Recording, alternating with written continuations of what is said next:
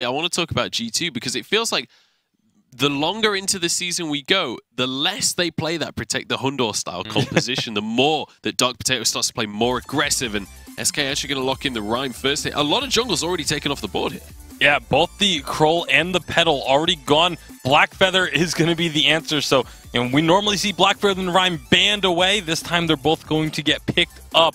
Still don't know. Again, you never really know until the composition finishes where the Blackfeather is going to end up going. But against the Rhyme, I think you kind of expect the weapon Blackfeather a little bit more just because the burst doesn't really work out as well against a Rhyme as just heavy sustained damage, and then the execution being so crucial at the end to try and finish them off. Yeah, I actually would disagree there because the CP Blackfeather has the range to play against the Rhyme, and that's why, in my opinion, he's better than the weapon power Rhyme. Regardless of that, though, the SK Gaming are focusing on the jungler and first picking Rhyme. In my opinion, that's a great, smart strategy to do here. If you want to crack the armor of G2s, abusing Dark Potato and getting through him to the entire team is the right way to do it.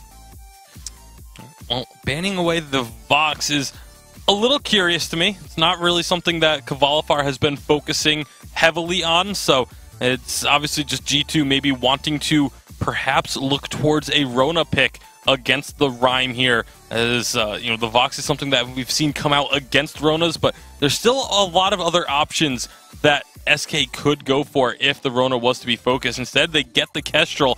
I was going to say, Kestrel is one of the options SK could try and pick up if Rona were to come out. So I like that G2 have instead taken that one for themselves. Now it's very much looking like it will be that Crystal Blackfeather in the jungle, along with a weapon Kestrel for Hundor.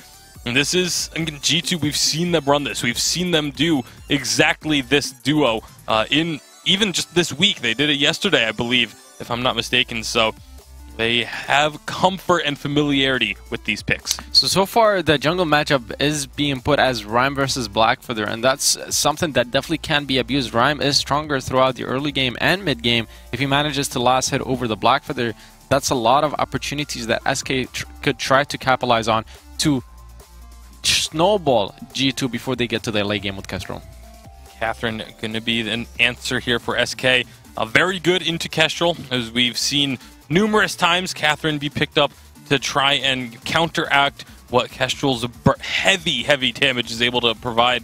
If you can get that Stormguard up and eat a Glimmer Shot or two, all of a sudden you're reflecting a ton of damage back at the Kestrel and her teammates if they are close enough. So SK Gaming, now for their lane, they're going to go with the Idris. It has been a while since we've really seen this Idris prominently in the Vainglory 8, but Kvalifar was one of the players that was exceptionally skilled with this hero, especially building at weapon power. Yeah, weapon power Idris is most likely what we're going to be seeing here, unless they decide to go for the double CP to use the range. But weapon power would play a lot better in my opinion. You're playing against two carries that are very squishy with the Kestrel and the CP Blackfeather. You can dive on them with Catherine, with Rhyme, try to get one pick and burst one hero quickly and eliminate them.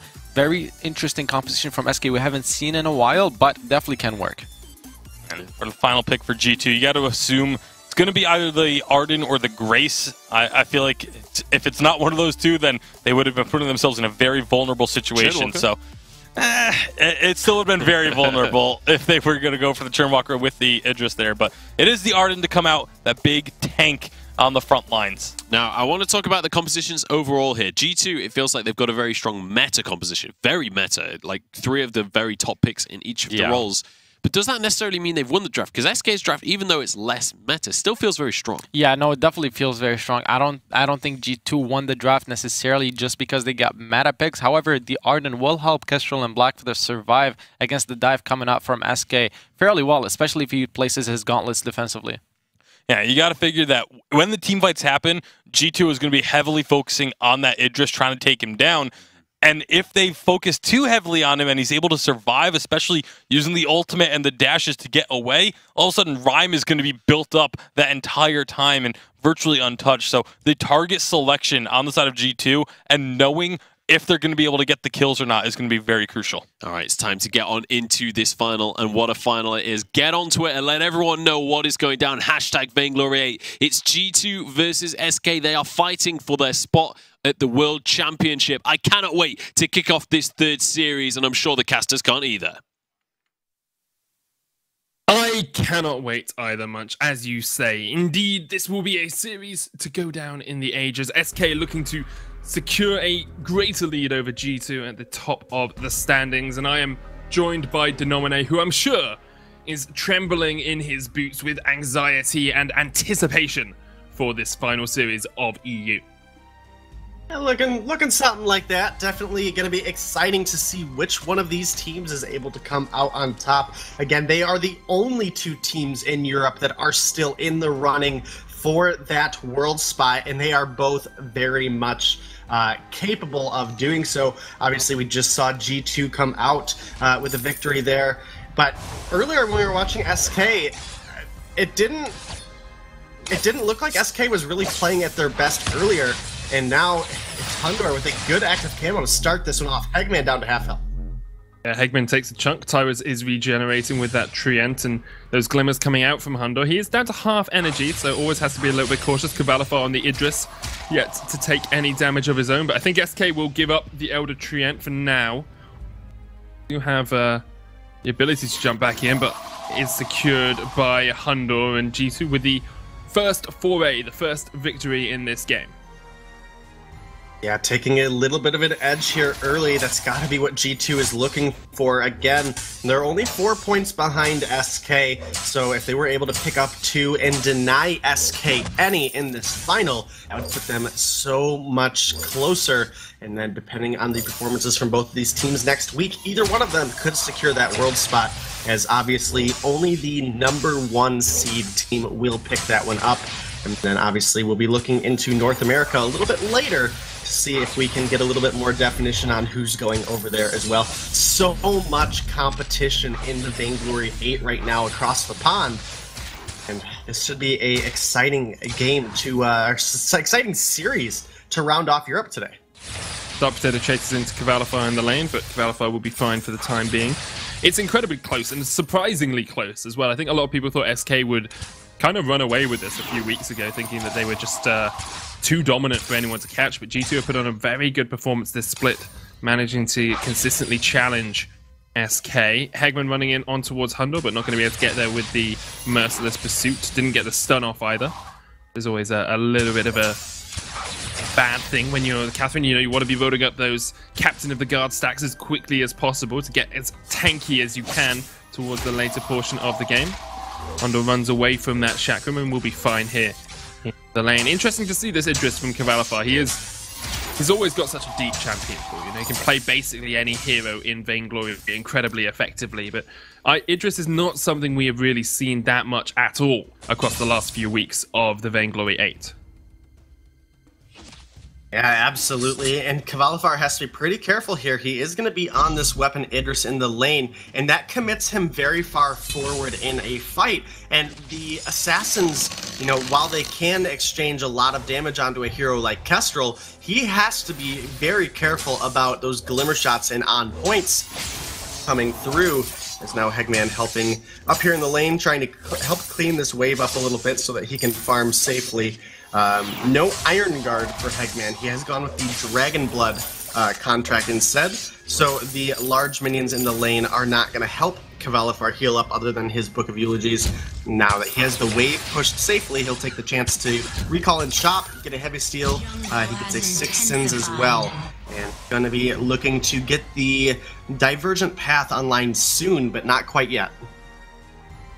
Always important on the Idris to get that Divergent Path as soon as possible. You want to build up that weapon power so that you can utilize that to its full efficacy later on in the game. Tyrus has hit 6, being left to get a lot of experience for himself here. If you look at it, Kavalifar only just got to level 5 and Hegman only just hit level 4 as well. So Tyrus, with that Valkyrie, will be a key component of the next fights. There's the stun on towards Hundor. There's a Valkyrie as well. They get the stun on to Keanu. Chasing in, Fountain used by Keanu. Nakoa, SK, they're on the chase here. Can get some damage down with those Winter Spires, but Dark Potato now joins the fray. And SK were unable to find the full fight they wanted. They did get the Fountain out though, which can be incredibly impactful. Hegman has enough gold for a Fountain of his own if he goes back, but cannot leave Kavalifar undefended in the lane.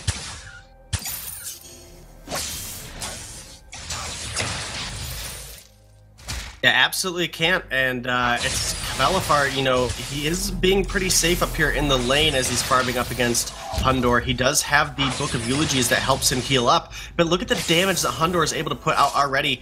Hegman popping that Storm Guard, looking to get some return damage, but not going to find a whole lot. And Hundor is going to remain up here safe. Keanu Nakoa does have a Iron Guard built, as well as already has that Fountain.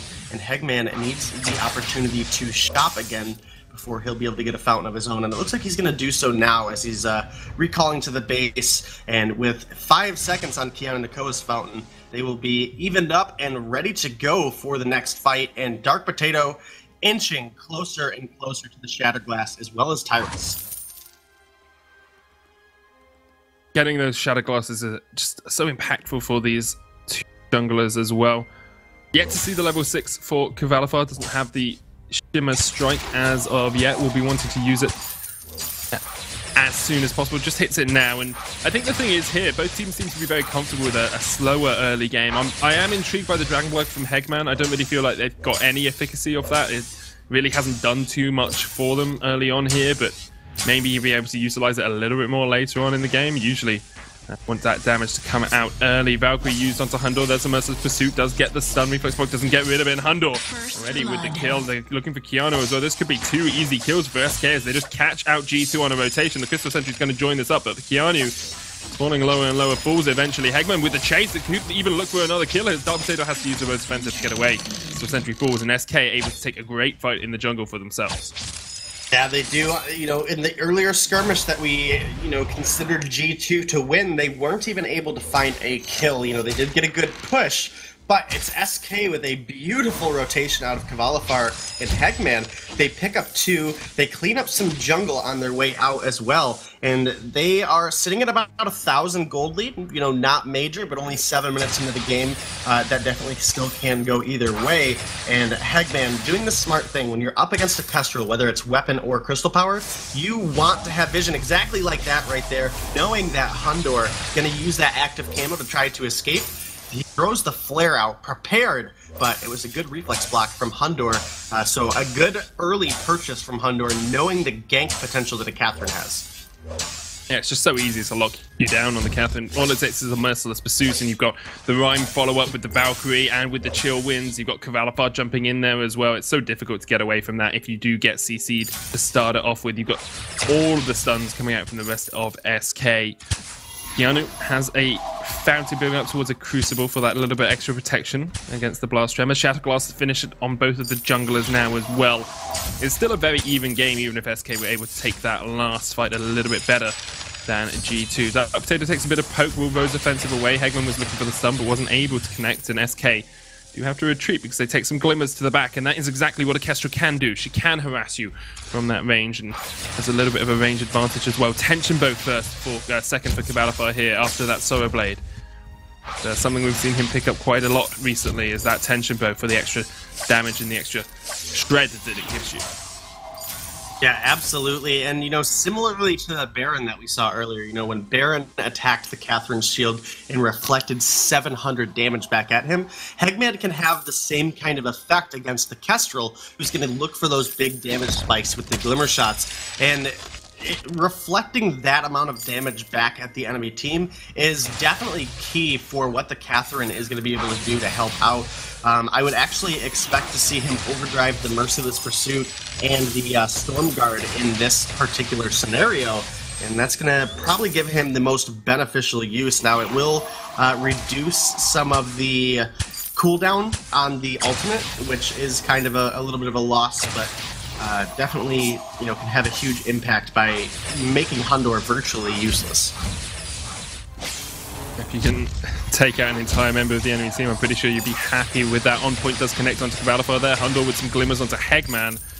Here comes Tyrus eventually to join the fight. The Merciless Pursuit stun onto Dark Potato. There's a block on the Blast Tremor. Good play from Keanu with that Crucible. Tyrus is in that front line though. Good double root with the Chill Winds. Hundor taking a bit of damage. The Valkyrie doesn't connect. Dark Potato does have 2 Rose offensives. There's the Gauntlet. Hegman needs to try and dodge around from this. Tries to get into the midst of the fray. He uses the Merciless Pursuit to get himself out. SK still able to hang on to this fight and to this turret for the time being, but they are getting chunked down. So Dark Potato though, those Winter Spires do a lot of damage when you've got that Shatterglass already finished.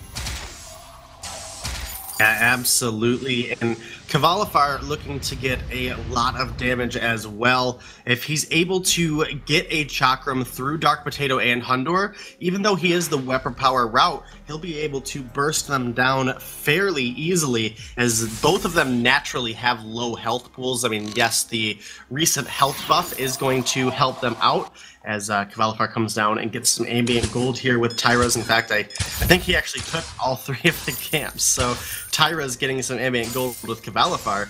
But, you know, getting the Idris online is quite important. The Rhyme, you know, he's kind of an all-game spike. You know, he's very sustainable in all points of the game. And so he doesn't really need the gold necessarily as much as Kvalifar does, who I'd expect to probably go into a poison shiv for his next item. Definitely like to see that poison shiv.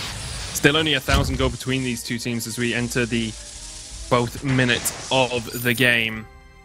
Dark Potato is starting to get a lot of pierce on this Black Feather as well. Has that Broken Myth the engage, comes out to him even with the most offensive. He does just about manage to get away. Another good block on the Blast Tremor, but those Chakrams doing a lot of shred onto Hundor. He's down to sub 200 HP, and SK can now look for some turret damage of their own if they push forward. Tyrus does have a huge amount of poke with those Winter Spires. Chakram and Winter Spire do a lot more damage than you might expect to engage.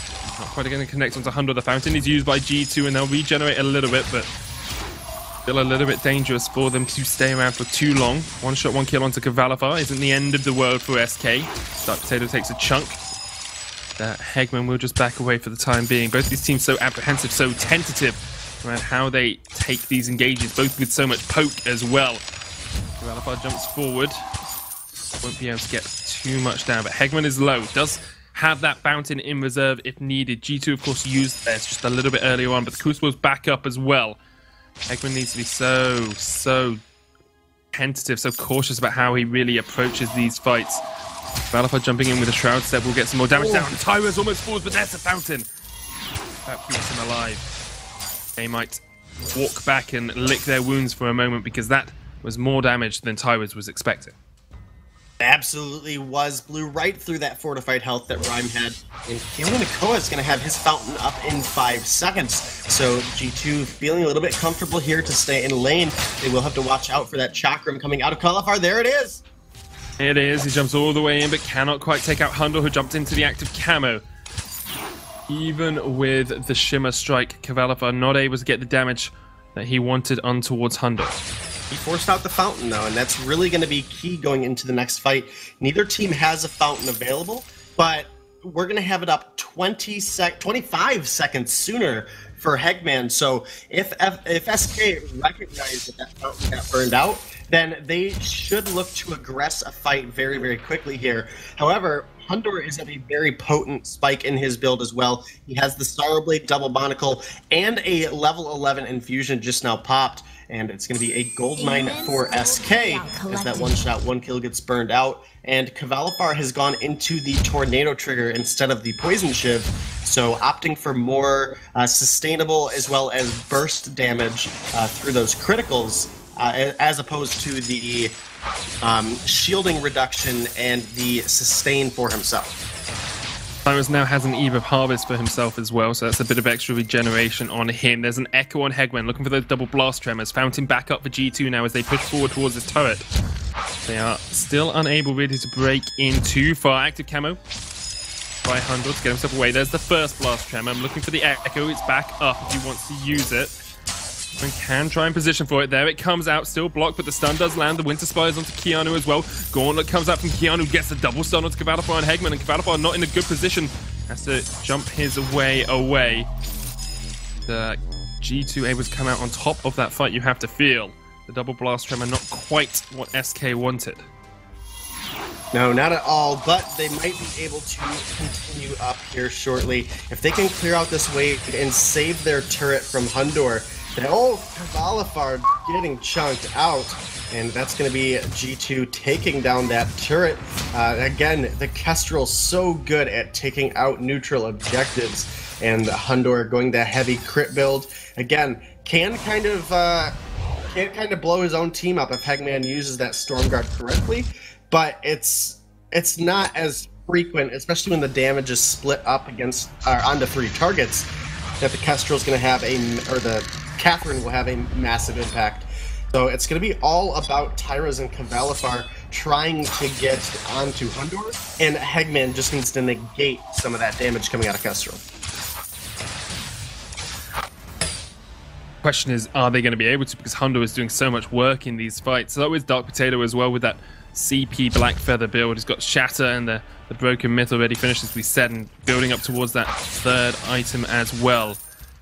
SK just not quite as strong this week as they have been in previous weeks. They don't quite look as dominant as they have in previous weeks, and perhaps some signs of cracks, you know, little bits of their foundation crumbling underneath them is starting to show as we do get closer and closer to Worlds. It's always difficult to secure that sort of spot when you are fighting for so long to get to that #1 seed, but last couple of weeks that really define you as a team, define how strong you are. Cavalifar's been there before, of course, went to Worlds last year with Team Secret, looking to secure his 2nd Worlds in a row. Yeah, with maybe a little bit better performance this time around, as Europe, they are going to be Europe's single hope going into the Worlds event, because they were unable to secure a spot at the Unified Finals by winning. So obviously with Cloud9 securing that one, that's a global wild card, we could potentially see a additional European team. Possibly, you know, it could be whoever is the runner-up of this coming up weekend. It's always a possibility. These two teams have battled so hard against each other across the course of the weeks that it would be weird to not see both of them at Worlds, but EU only has 1 seed, as you're saying. You have to secure that #1 spot if you want it. This Kraken's already down to less than half. As a SK push forward, there is a Bellfire finished on towards that Black Feather as well, so dealing some extra damage over time. Dark Potato, Flare comes out looking for Hundor. That's the 2nd. They spot him in the active camo, the stun onto Keanu. The Kraken still working. Blast Tremor comes out, and Hundor and Dark Potato do lose a lot of HP, but there is a Crystal Sentry here, so SK won't want to push too far forward. Tyrus takes a chunk in return, only has the Code of Plates, takes an ace. Now 1 shot, 1 kill into the back as well, and does just have to retreat for the time being. It's so tense. Cut the tension in this game with a knife. Hangs thick in the air, but G2 still willing to start up the Kraken once again. Eventually it resets, G2 realizing that perhaps not the best choice right now. SK are a man down. Atlas being finished now on Keanu as well, so he can try and slow down Cavalify if he does jump into the fray. There's an infusion on Hundor. Infusions across the board for Cavalify and Tyrus as well, but they're walking into blind zones. They don't have the scout traps. They just have flares they're chucking out into the darkness that G2 inhabit. G2 now will take the advantage and push forward and clear out some of this vision SK have been able to establish. But SK, looking for priority in the lane, will push this up and try and force G2 to react to a lane push. Yeah, absolutely. So we'll have to see what they're able to pull out here. Obviously, G2 has the raw damage to take this Kraken down, but with Hegman here, they know what's going on. Cavalifar is rotating down. This could be an opportunity for either team to get an edge. If they can pick a kill off here, they're almost certainly going to get a Kraken. Tyrus has the Journey Boots complete, and this is where Rhyme is going to start to become incredibly aggressive now that he has 2 offensive items as well as those boots. Cavalifar has taken some damage, but Tyrus now joining up with the team. This could be a huge game-changing fight. Hegman went in, but Hundor was able to pop the active camo just before the stun landed. Now Hegman's getting chased out by Dark Potato. He needs to be a bit careful because if he takes the damage, he's the tank for the team. Tyrus can do a little bit for himself as well. Dark Potato stunned up the block on the Blast Tremor active camo used as well as Hundor runs off towards the side. The silence, the root, the kill, and that's 1 member of G2 down. There's the gauntlet as well from Keanu. The Valkyrie used. Look at the damage from Hundor. He's safe off towards the side because Cavalifar's now dead. Keanu tanking up 2 members of Tyrus. Hegman jumps in, but he didn't expect the reflex block and the active camo. Tyrus with the Winter Spire cannot get onto Hundor. And Tyrus will just chase Keanu out. The Winter Spires continue to rain down, but I don't think Tyrus is going to be able to get too much more out of this fight. Ends up being a 1-for-1 trade. And SK can clear out some of the vision that G2 established around the Kraken. Yeah, they've done a good job doing so. This is a pretty slow-paced game. We've seen some big damage trade, We're 20 minutes in the game with only 3 kills. The gold is a little bit in favor of SK, but not drastically, so definitely could still be anybody's game. Dark Potato now coming back onto the fold, as well as Cavalifar going to be coming back as well. So everybody up, and we'd be looking for another team fight. Journey Boots and a Infusion picked up by Cavalifar, and he really needs to get a Metal Jacket online, though. I mean, somebody needs to get a Metal Jacket online from the side of SK. Hundor is getting closer and closer to his Bonesaw, and someone needs to survive this upfront burst so they can look for the remaining damage they need to find in a fight. Once again, both teams are so wary about how to take the fight. Good stun onto Hondo. There's the blast tremor as well. Hondo might be dead before this fight even really begins. He gets taken out by Tyras. The chase onto Keanu, Nakoa, and Dark Potato isn't too strong from the rest of SK because they've already got the first kill that they wanted. They might just turn back towards this Kraken. They can take it before Hondo is back up. That's a great advantage for them, but G2 will still try and hold on to this. Dark Potato is still that CP Blackfeather. He gets chased away. The Rose Offensive used. Has a second stack in his back pocket if he needs it, but Cavalifar and Hegman are just trying to capture this Kraken. 2/3 captured, and it looks like G2 are trying to find an answer. Dark Potato stunned up. The reflex bot comes out a little bit too late, and the root from the Winter Spire. SK now only have to deal with Keanu Nakoa, who I think realizes it is all but a lost cause. The Kraken will fall to SK, and with a 1,000 gold lead, they can start to look to push in towards these turrets. Yeah, and the game has changed very rapidly here, as now SK has an opportunity to get possibly 2 turrets down off of this push. Tyras and Cavalifar can do a decent chunk of damage to the turrets. They obviously won't move out of those Winter Spires or those Chakrams, but they have to be careful about what G2 is able to answer back with. They did a good job staggering the death timers, so this first turret's likely going to go down before Dark Potato is even able to regroup with the team, and that's going to allow the side of SK to potentially get the second turret down as well. Hundor making short work of this Kraken's health as well as that turret explosion. I think SK, they should be able to capitalize pretty well here.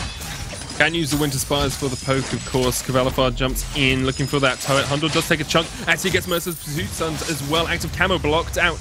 Gonna look for the engage. The Valkyrie onto Hondo, slows him up. Good gauntlet, but Hondo's already dead. And SK are looking for a lot more than just a couple of turrets out of this Kraken push. They're looking for the kills. They're looking for the win. The Dark Potato and Keanu with a great gauntlet are blocking them off for the time being. Cavalifar goes though, jumps away with a Shroud Step. The stun onto Dark Potato. Doesn't have a Rose Offensive for 5 more seconds, and it's up to Tyras and Cavalifar to try and sustain. Keanu chasing Cavalifar off, gets the kill. Now it's a 2v2. The stun onto Dark Potato does have a Rose Offensive, can try and jump back through, but he gets taken out with the Scout Trap and with the roots coming out from SK. Great stuff by them. The Kraken is going to help clear up a little bit more of that second Crystal Turret, but he shouldn't get the entirety of it because Keanu is here to deal with it. That will be a Crystal Turret, the choke point, and a win in the team fight for SK. So close on that last turret there. With the death timers the way they were, I'm surprised Tyras didn't come in and just look to get that turret down and then back out.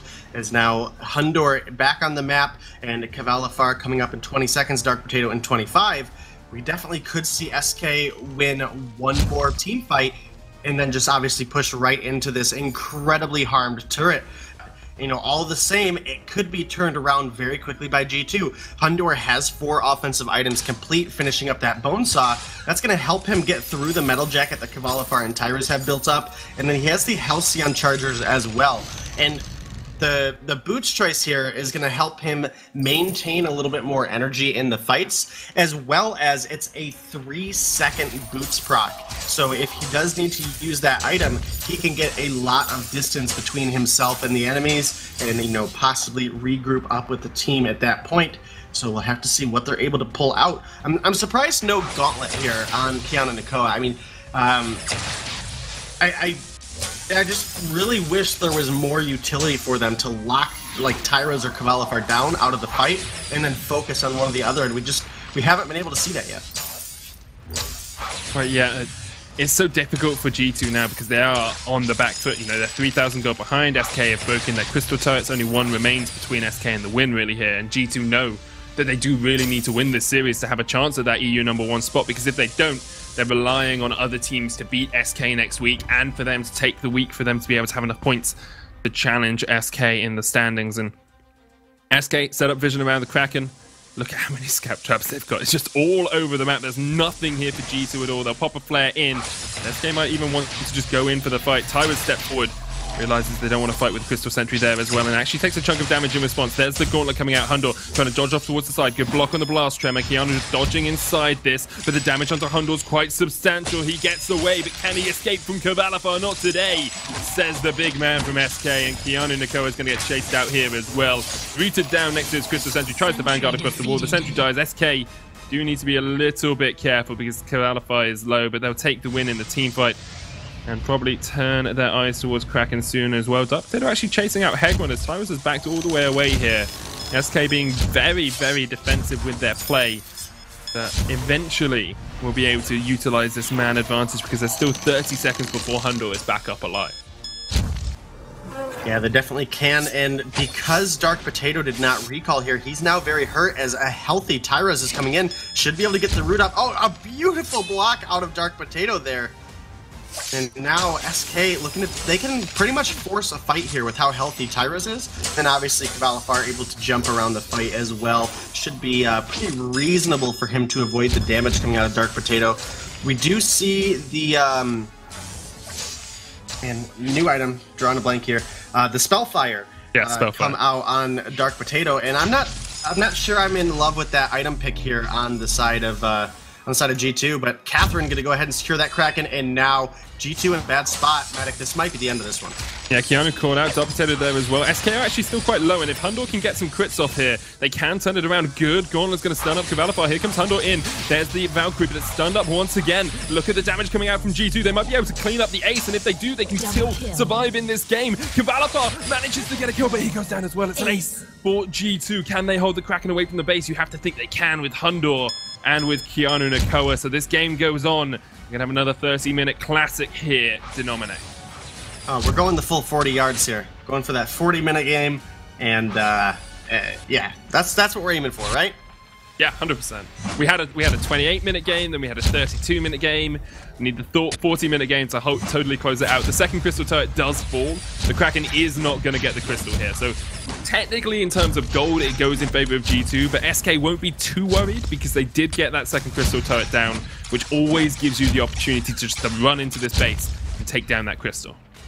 That absolutely does, and they don't have to win an entire fight. If they can kill Hundor, there's not enough damage that comes out of Dark Potato to really follow in a fight. And it was SK going a little bit too far out after that Kraken take. They should have swung a little bit back, regrouped up as a team, topped their health off before they went back in. I mean, even the Fountain had just barely came up at the last bit of that fight. It extended it a little bit, but definitely not to a comfortable lead position where they were able to find a kill onto Hundor. And for the first time, we saw a gauntlet that actually had a really big effect. It stunned Cavalifar on his way out, as well as stunned Cavalifar on his way back in. That bought Hundor a lot of time to get some damage down, and that's where they were able to clean up the kill from there.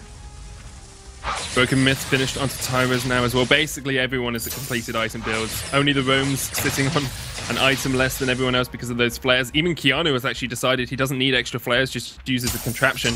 Has the War Treads, the Echo, the Atlas Pauldron, the Fountain, and the Crucible. So now with that Echo can get those double gauntlets off in fights. I really want to see those gauntlets come out because he has been so good at hitting those stuns, especially onto Cavalifar. The stun onto Hundor, the jump in.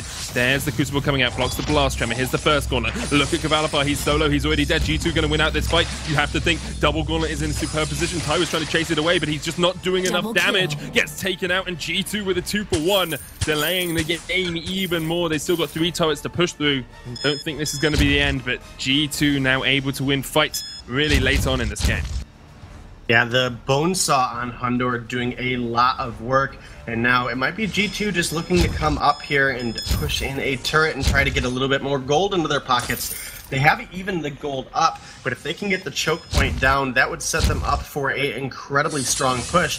Hundor is going to recall and pick up a infusion and top off his health, which is a little bit questionable to me as he... Obviously, we have such long death timers on Tyras and Cavalifar. I think they easily could have taken that choke point and then went ahead and regrouped, but instead, they're going to go ahead, top their health up, going to go for this Kraken, and unless if Hegman can get in here and make a God Steal, And this is going to be one going over to G2. And just like that, the tides have turned. It's an exposed Vein Crystal on the side of G2. But the Kraken only has 3 turrets to go through. And with a 4-item Crystal Blackfeather and a 4-item Kestrel, they should be able to make short work of those objectives. So SK, they have to win the fight here and then base race. Looking for it. That Kraken is pushing in. The SK don't have the best clear on the Kraken. Hegman in that front line has the Blast Tremor. Echo is back up for him as well. Everything's available basically for both teams. All ultimates, all abilities, all items. This is going to be the fight to end all fights. We said it was going to go 30 minutes. It's already past that mark. SK looking for the engage. There's the block on the Blast Tremor. Dark Potato's in that backline. The jump in from Cavalifar. Hundle trying to get his way away. Does get the active camo down. Fountain's being used. The Gauntlet. Tyra's second Gauntlet comes out. Keanu in that front line has been slowed up by Cavalifar. He's going to jump away, and SK able to push G2 back from the base. This Kraken will get the first turret, but SK might at least be able to take it down before it gets too much more. Yeah, crazy fight there. Hundor dropped dangerously low. Tyra's dropped dangerously low as well. And then obviously able to get the Fountain coming out of Hegman, as well as building up the fortified health on Kiana Nakoa is going to get him out safely to turn their attention onto the Kraken. And SK still have a 2-turret lead here, but it's been largely G2 taking the past couple of fights. And it's pretty interesting actually to see the Spellfire come out on this Blackfeather. It does provide a bit of damage when you're constantly able to keep the poke up. So it's 100% of your crystal power is bonus damage over 4 seconds. The item itself has 90. So with the Shatter Glass and the Broken Myth, and then even the little bit of crystal power that comes out of the Aftershock.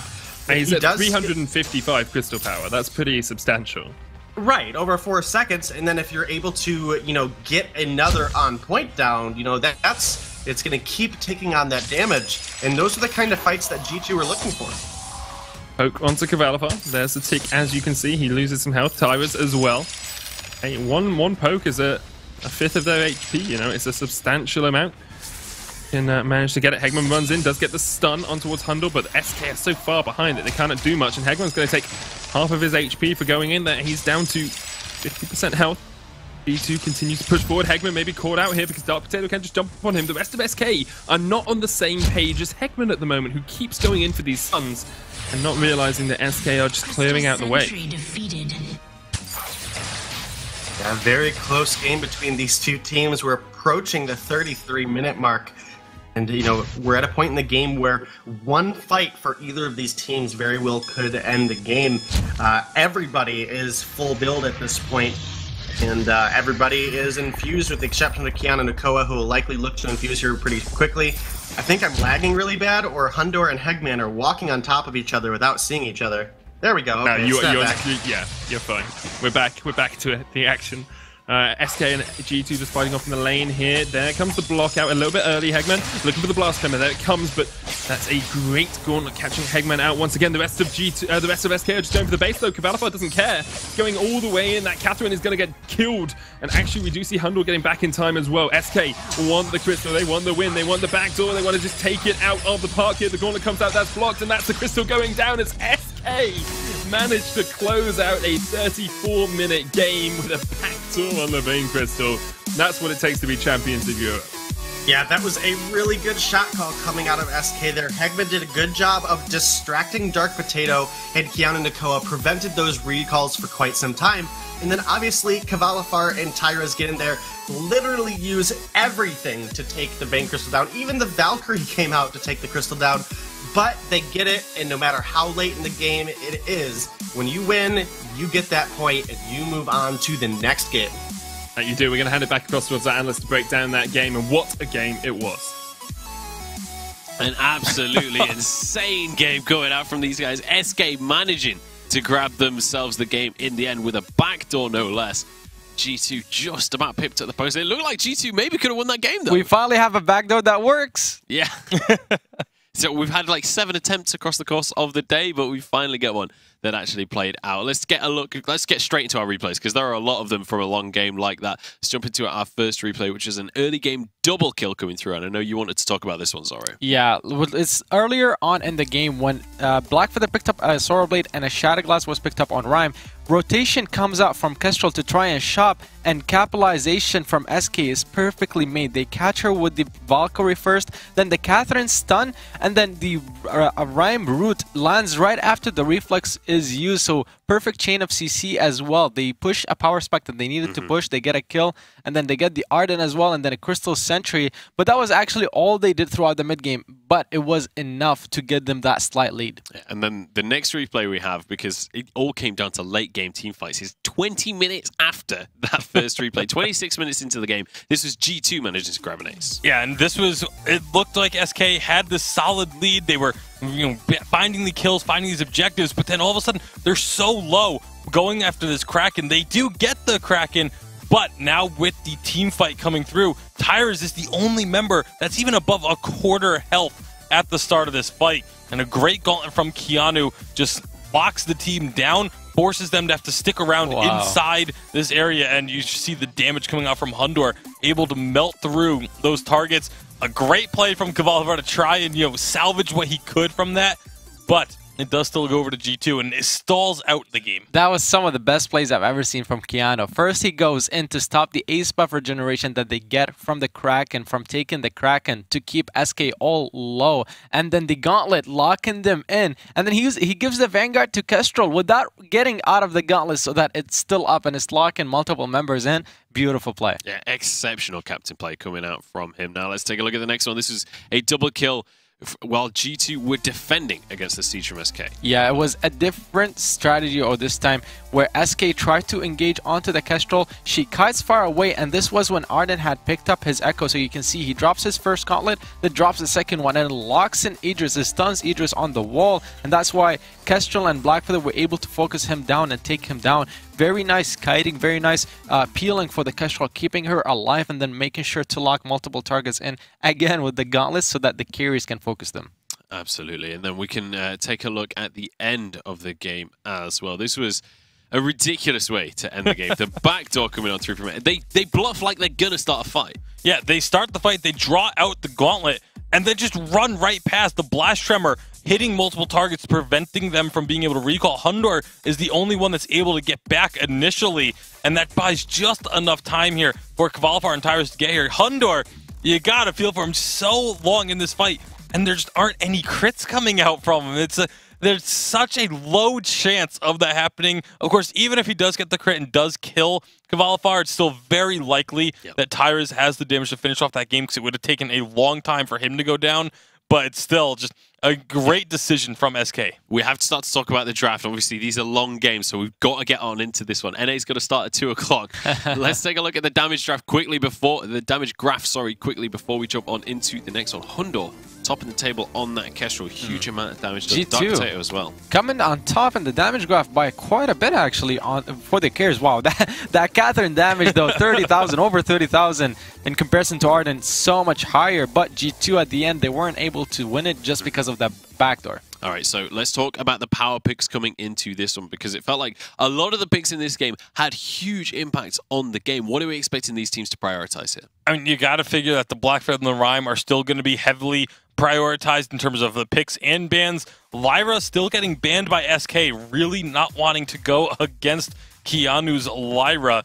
Does mean that G2 can take this Blackfeather. Now Rhyme is not available for SK to be sort of like their answer to that. So we'll have to see how they decide to go about dealing with an enemy Blackfeather. Perhaps a Kestrel is going to be either picked or banned by SK here as well. What would be smart for SK right here is to pick a jungler or a carry, then ban a captain. That will force another ban for a captain from G2. Then they would first pick a captain on the second rotation. That way they're eliminating 4 different captain options from G2 if they go with that, but instead they're just going to pick up the Arden. Yeah, I don't know if necessarily because of Grace coming back into the meta, especially in Europe, the targeting the captains isn't as effective as it was, a couple weeks ago when no one was really playing the Grace. No one was really playing, that kind of style of gameplay. And so it was mostly just Arden, Lyra, and Catherine were the top 3. And if you didn't get one of those top 3, then you felt like you were a little bit weaker. That's no longer the case anymore, but it's still Arden being very heavily prioritized. Again, those double gauntlets, when they come out, can just have such an impact on the game. Saw going to be taken off the table here by SK Gaming. And G2, Hundor, in the interview earlier, said that they still had something up their sleeves. They've been playing pretty meta so far. I'm excited to see if there's anything magical they're going to pull out. This is time to pull it out. When you're down 1 game in the finals, this is when you would pull out something special. So we'll have to see if that does come through. Maybe Saw was that special pick, and SK had it scouted out. Who knows what the case will be. We'll have to wait and see if they are going to go for anything over there. But with the Kroll banned away, it's kind of pinching a little bit onto what Tyrus has been playing. I was just going to say. At least to the highest level of effect. They are going to grab that alpha. Yeah, it's very smart to pick up the jungler here. I talked about it a couple of games ago in the draft. It's smart to pick up the jungler so that you save your carry for the last pick, so that if this Blackfeather becomes a weapon power Blackfeather in lane, you can still pick up the Rona against it and just dominate it. For 64% win rate almost as well. Alpha's so strong on this update, and definitely something SK are more than happy to grab and lock on down here. It's also something that, you know, goes fairly well into Blackfeather. It can meet him toe-to-toe in those duels. Yeah, it's definitely can have its strengths, and again, it allows you to be a little bit more flexible, allows you to wait and see what your opponents are going to pick up for their composition when you do take it on the B side in one of your first 2 picks. So G2 now, again, if they're going to have a pocket pick come out, this is when to do it. Otherwise, you may not have another chance to do so this week. You may not get another chance to get yourself into that Worlds qualification spot. So Grace coming out, that's definitely not the pocket pick, but it goes very, very well with the Blackfeather. One thing about the pocket picks as well is, even if G2 does have a strange strategy that they have up their sleeves, you can't always play that strategy. Maybe it's bad into Arden or bad into Alpha, for example, so maybe there's something that they can't really go with. Batiste will be the final pickup that's going to go over to Dark Potato. Yeah, it is the final pickup, and with the Grace, I mean, they were thinking very hard for a very long time there whether they need to fear the Rona pick that could come out from SK. With the Batiste, you have a little bit of safety, because if it is going to be the Rona with the Fearsome Shades and the Holy Novas from Grace, so you could counterplay it in a sense a little bit, locking it up whenever she red miss, but it is going to be the Rona. SK's composition is so strong. It's a very, very strong composition, but with the Batiste, like you were mentioning, you can kind of counterplay the Rona. You can also do the same thing to the Alpha. You know, once she uses that Termination Protocol, if you save a Fearsome Shade or a ordained for that ability, you put it onto the Alpha and you can prevent that massive burst of damage from coming through. It's a very difficult matchup for the side of G2 because of just how much AoE team fight damage is there, but it is something that could be manageable. All right, so are we favoring this brawler composition out of SK coming into this game then? I would still give it to G2 just because they do have the Rona last pick there to play against all the triple melee. However, the Batiste can do quite a bit. Sorry to say there, I meant SK on the side. Like you said, I would say SK have the better composition, especially with Arden. The double gauntlets with the Echo could be huge. All right, we'll see if that's going to be the case. The double gauntlets could be massive. It's time to find out. Hashtag Vainglory. Let us know whether you want this one to push to a 3-game series or if you think SK have got this in the bag. It's time to pass it back over to Medic and Denominate and get into game number 2. We are back into game. G2 up against SK for what could be the final game of EU here. SK just so close to solidifying that first spot. G2 really want the points here, of course. They need those points to be able to challenge SK next week for the final EU slot. But it is all going down to next week as well. Denominate, you join me once again. How are you feeling coming into?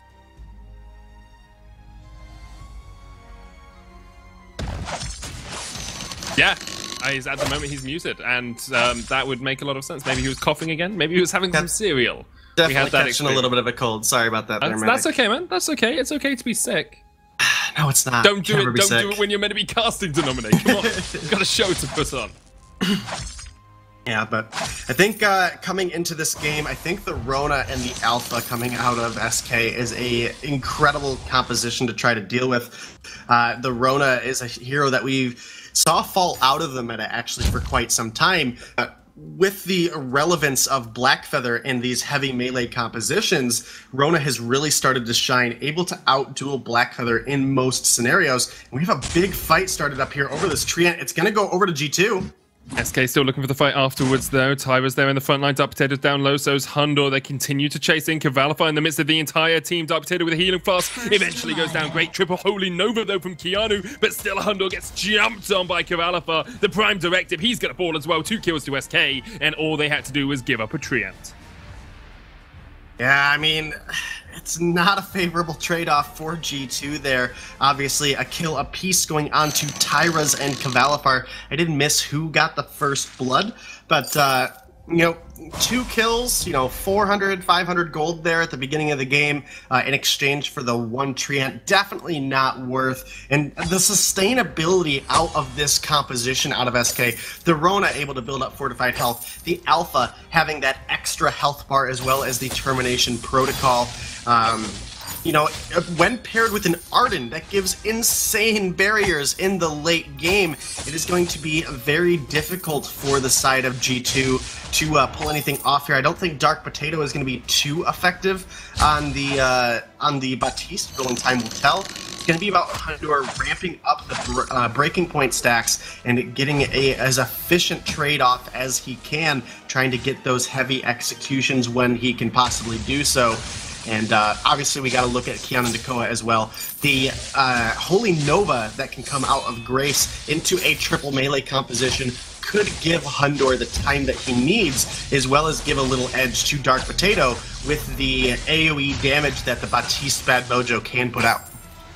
Speak about Alpha having to jump out of the fray there because of the Holy Nova. Hundor getting the extra damage in on this Blackfeather. It's an intriguing laning phase. We don't often see double melee in the lane, but Cavalify and Hundor are going to hit their wits against each other to start this off. Prime Directive used by Tyros gets double damage off from that, and Hundor just about gets away because Keanu Nakoa lands an incredible Holy Nova once again.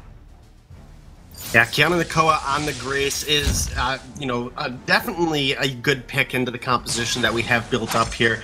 And it makes it very risky for Cavalifar to come in and use the Red Mist where he's going to be looking to hit multiple targets.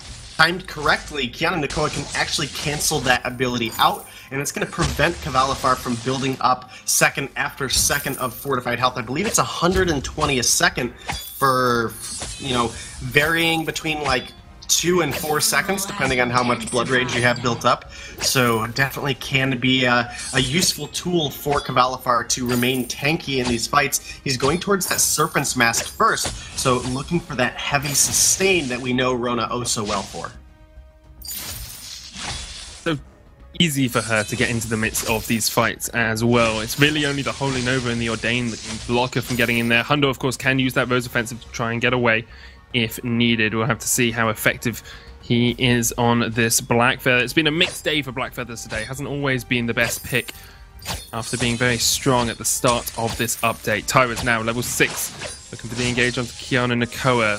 Cavalifar is not at that level 6 mark yet, still about half a level away from it, but in comes the jump once again. Double Holy Nova. Hegman comes in a little bit later. Tyra's in the midst of this fight. Cavalifar beard back. Tyra's goes down into the infinite reboot, and they're going to try and take him out before he can respawn, but he manages to get back. Another double Holy Nova from Keanu as G2 do decide to back away right at the last moment.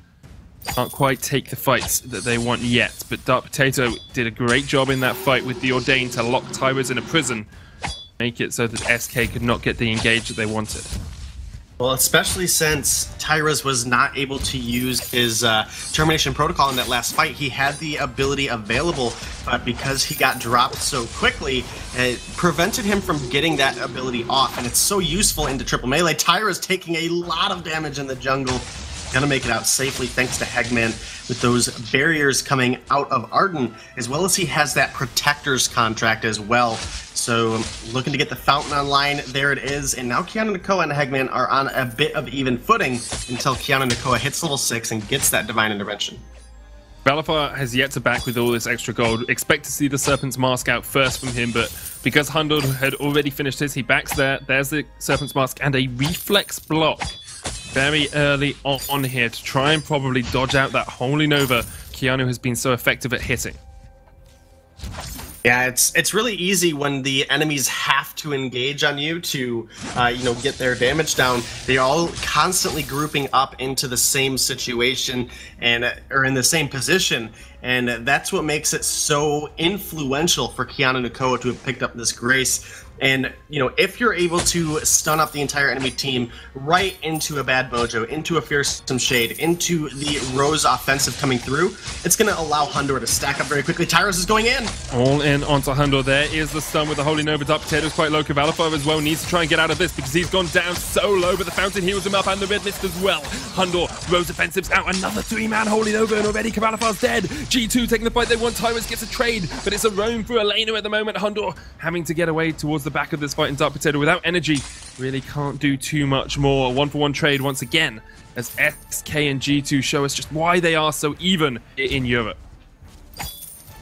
Yeah, both of these teams looking for points here. It's obviously SK up 1-0 in the series, and they are looking to close things out here and prevent G2 from getting any points at all. Dark Potato very low, but so is Tyra's, and not sure what that was, but here we go. There is the gauntlet coming down. Not really going to do too much. Hegman unable to catch the G2 members that he wanted. Tyro's trying to retreat out of this. Cavalifar goes into the fray as he jumps on towards Hundor. Good divine intervention, heals Hundor back up. Tyros jumps in, looking for the termination protocol, runs away. And then we'll just pop the infinite reboot. Keanu in with the benediction. Not going to get the Holy Nova off because it's still on cooldown. Oh, both these two teams are just, they're trying to find a way through the armor plating that the enemy team has, and both teams put up these walls and stop the enemy in their tracks. Keanu's done a great job with those Holy Novas. Hegman dodging around, getting the vanguards off when he needs to, and has that Fountain, of course, to help in the direst of situations. Absolutely. Hegman probably going to have to look at getting a Crucible online here pretty soon. There's a lot of crowd control, actually, that G2 has available to them that is really their one benefit here. So, the desk was talking about it, we touched on it a little bit earlier. SK does have the better counter picks, but if you're not able to block up things like the Fearsome Shade and the Holy Nova, if enemies are allowed to control your positioning that heavily, it does allow Blackfeather to scale a little bit better into the Rona. Obviously, Rona's still a tough matchup for him, but any edge you can give Hundor, he's such a fantastic player, and he can really run away with things if you allow him to get favorable situations. What are favorable situations for him at the moment? Because it seems like these two teams can't find a way into the enemy, can't find that engage that they really want. Maybe they're just waiting for item spikes as well. Cavalifar still only sitting on that first item. Tyrus as well with the Aftershock and the Reflex. I've got the Crucible out from Hegman now, so a little bit more protection for his team. Still incredibly close. Actually looks like Keanu might be going for a very quick echo here to try and get extra divine interventions off in these fights. Yeah, the circumstance that Hundor is going to be looking for, he now has the breaking point online, and this is where things start to change for him.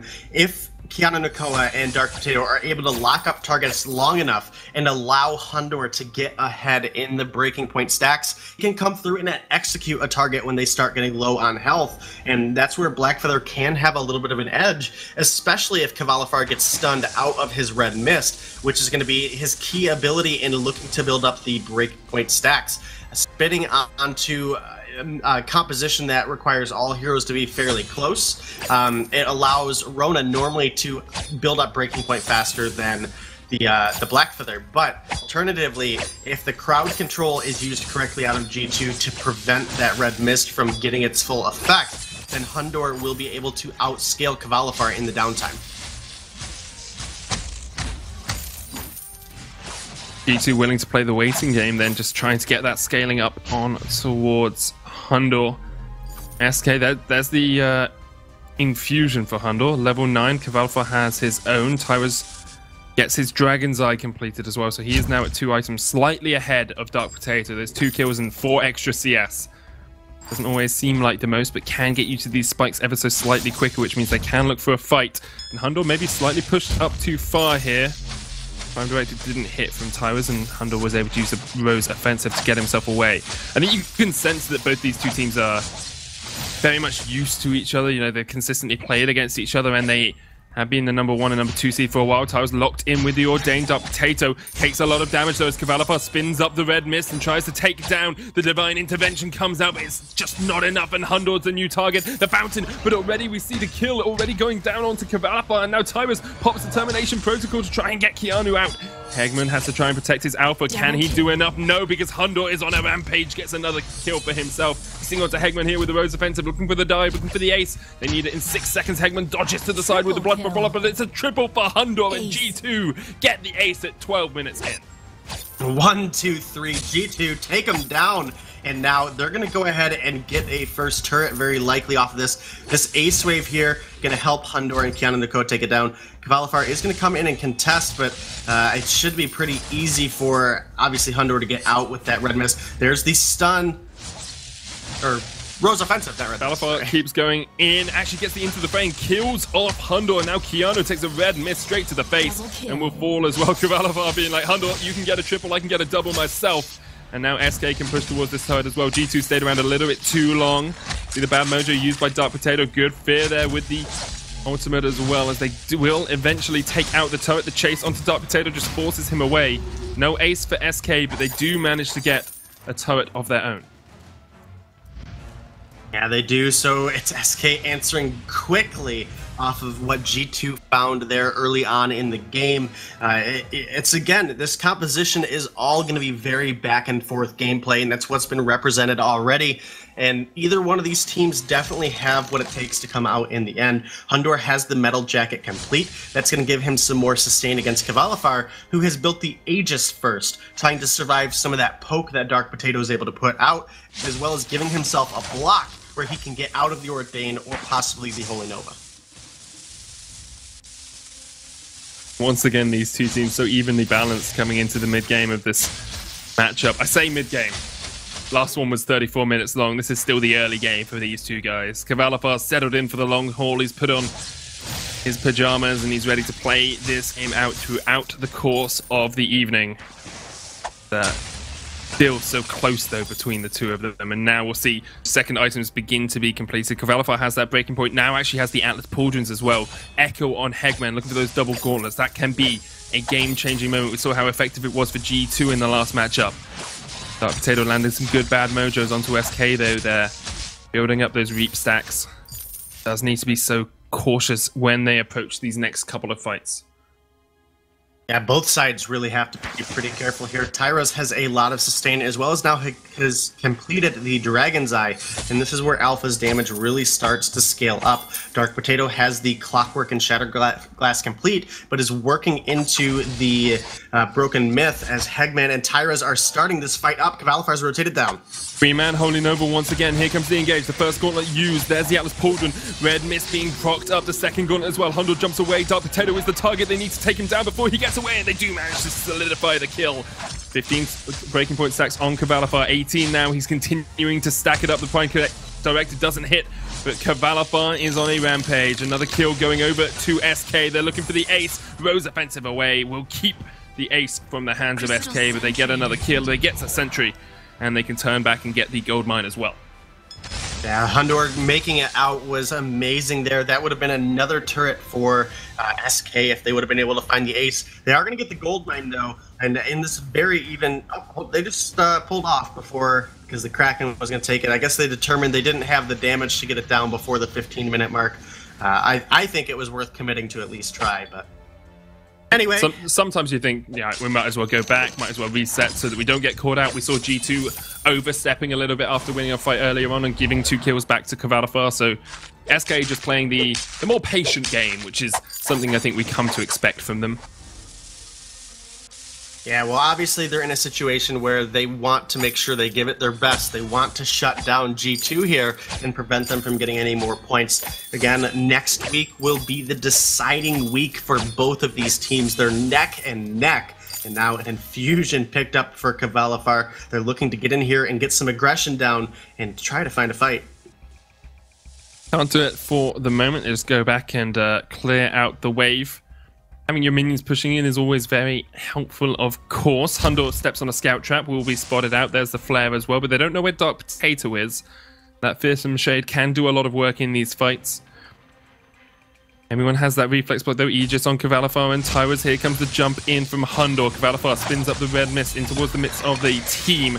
Looking for the damage. There's the slow. The fear comes out as well. Cavalifar still alive, building up that fortified health, but Tyrus is low. Looking for the termination protocol as they all jump onto Hundor. Prime Directive doesn't connect. The Divine Intervention does. And Hundor has been healed up, almost back to full. Cavalifar stunned up with a Great Holy Nova, and he has fallen first. Now Tyrus tries to get onto Hundor, but I'm not sure he's going to have the damage. He's taken out, and G2 are looking for the ace. They should clean up SK here. They get the ace, and they can look towards pushing in these turrets as well. Maybe even taking a turret and a Kraken. That looks like what they're going to do. That looks like what they're going to do, and that's what they need to do. This game has been so crazy. SK finds a fight, G2 finds a fight, SK finds a fight, G2.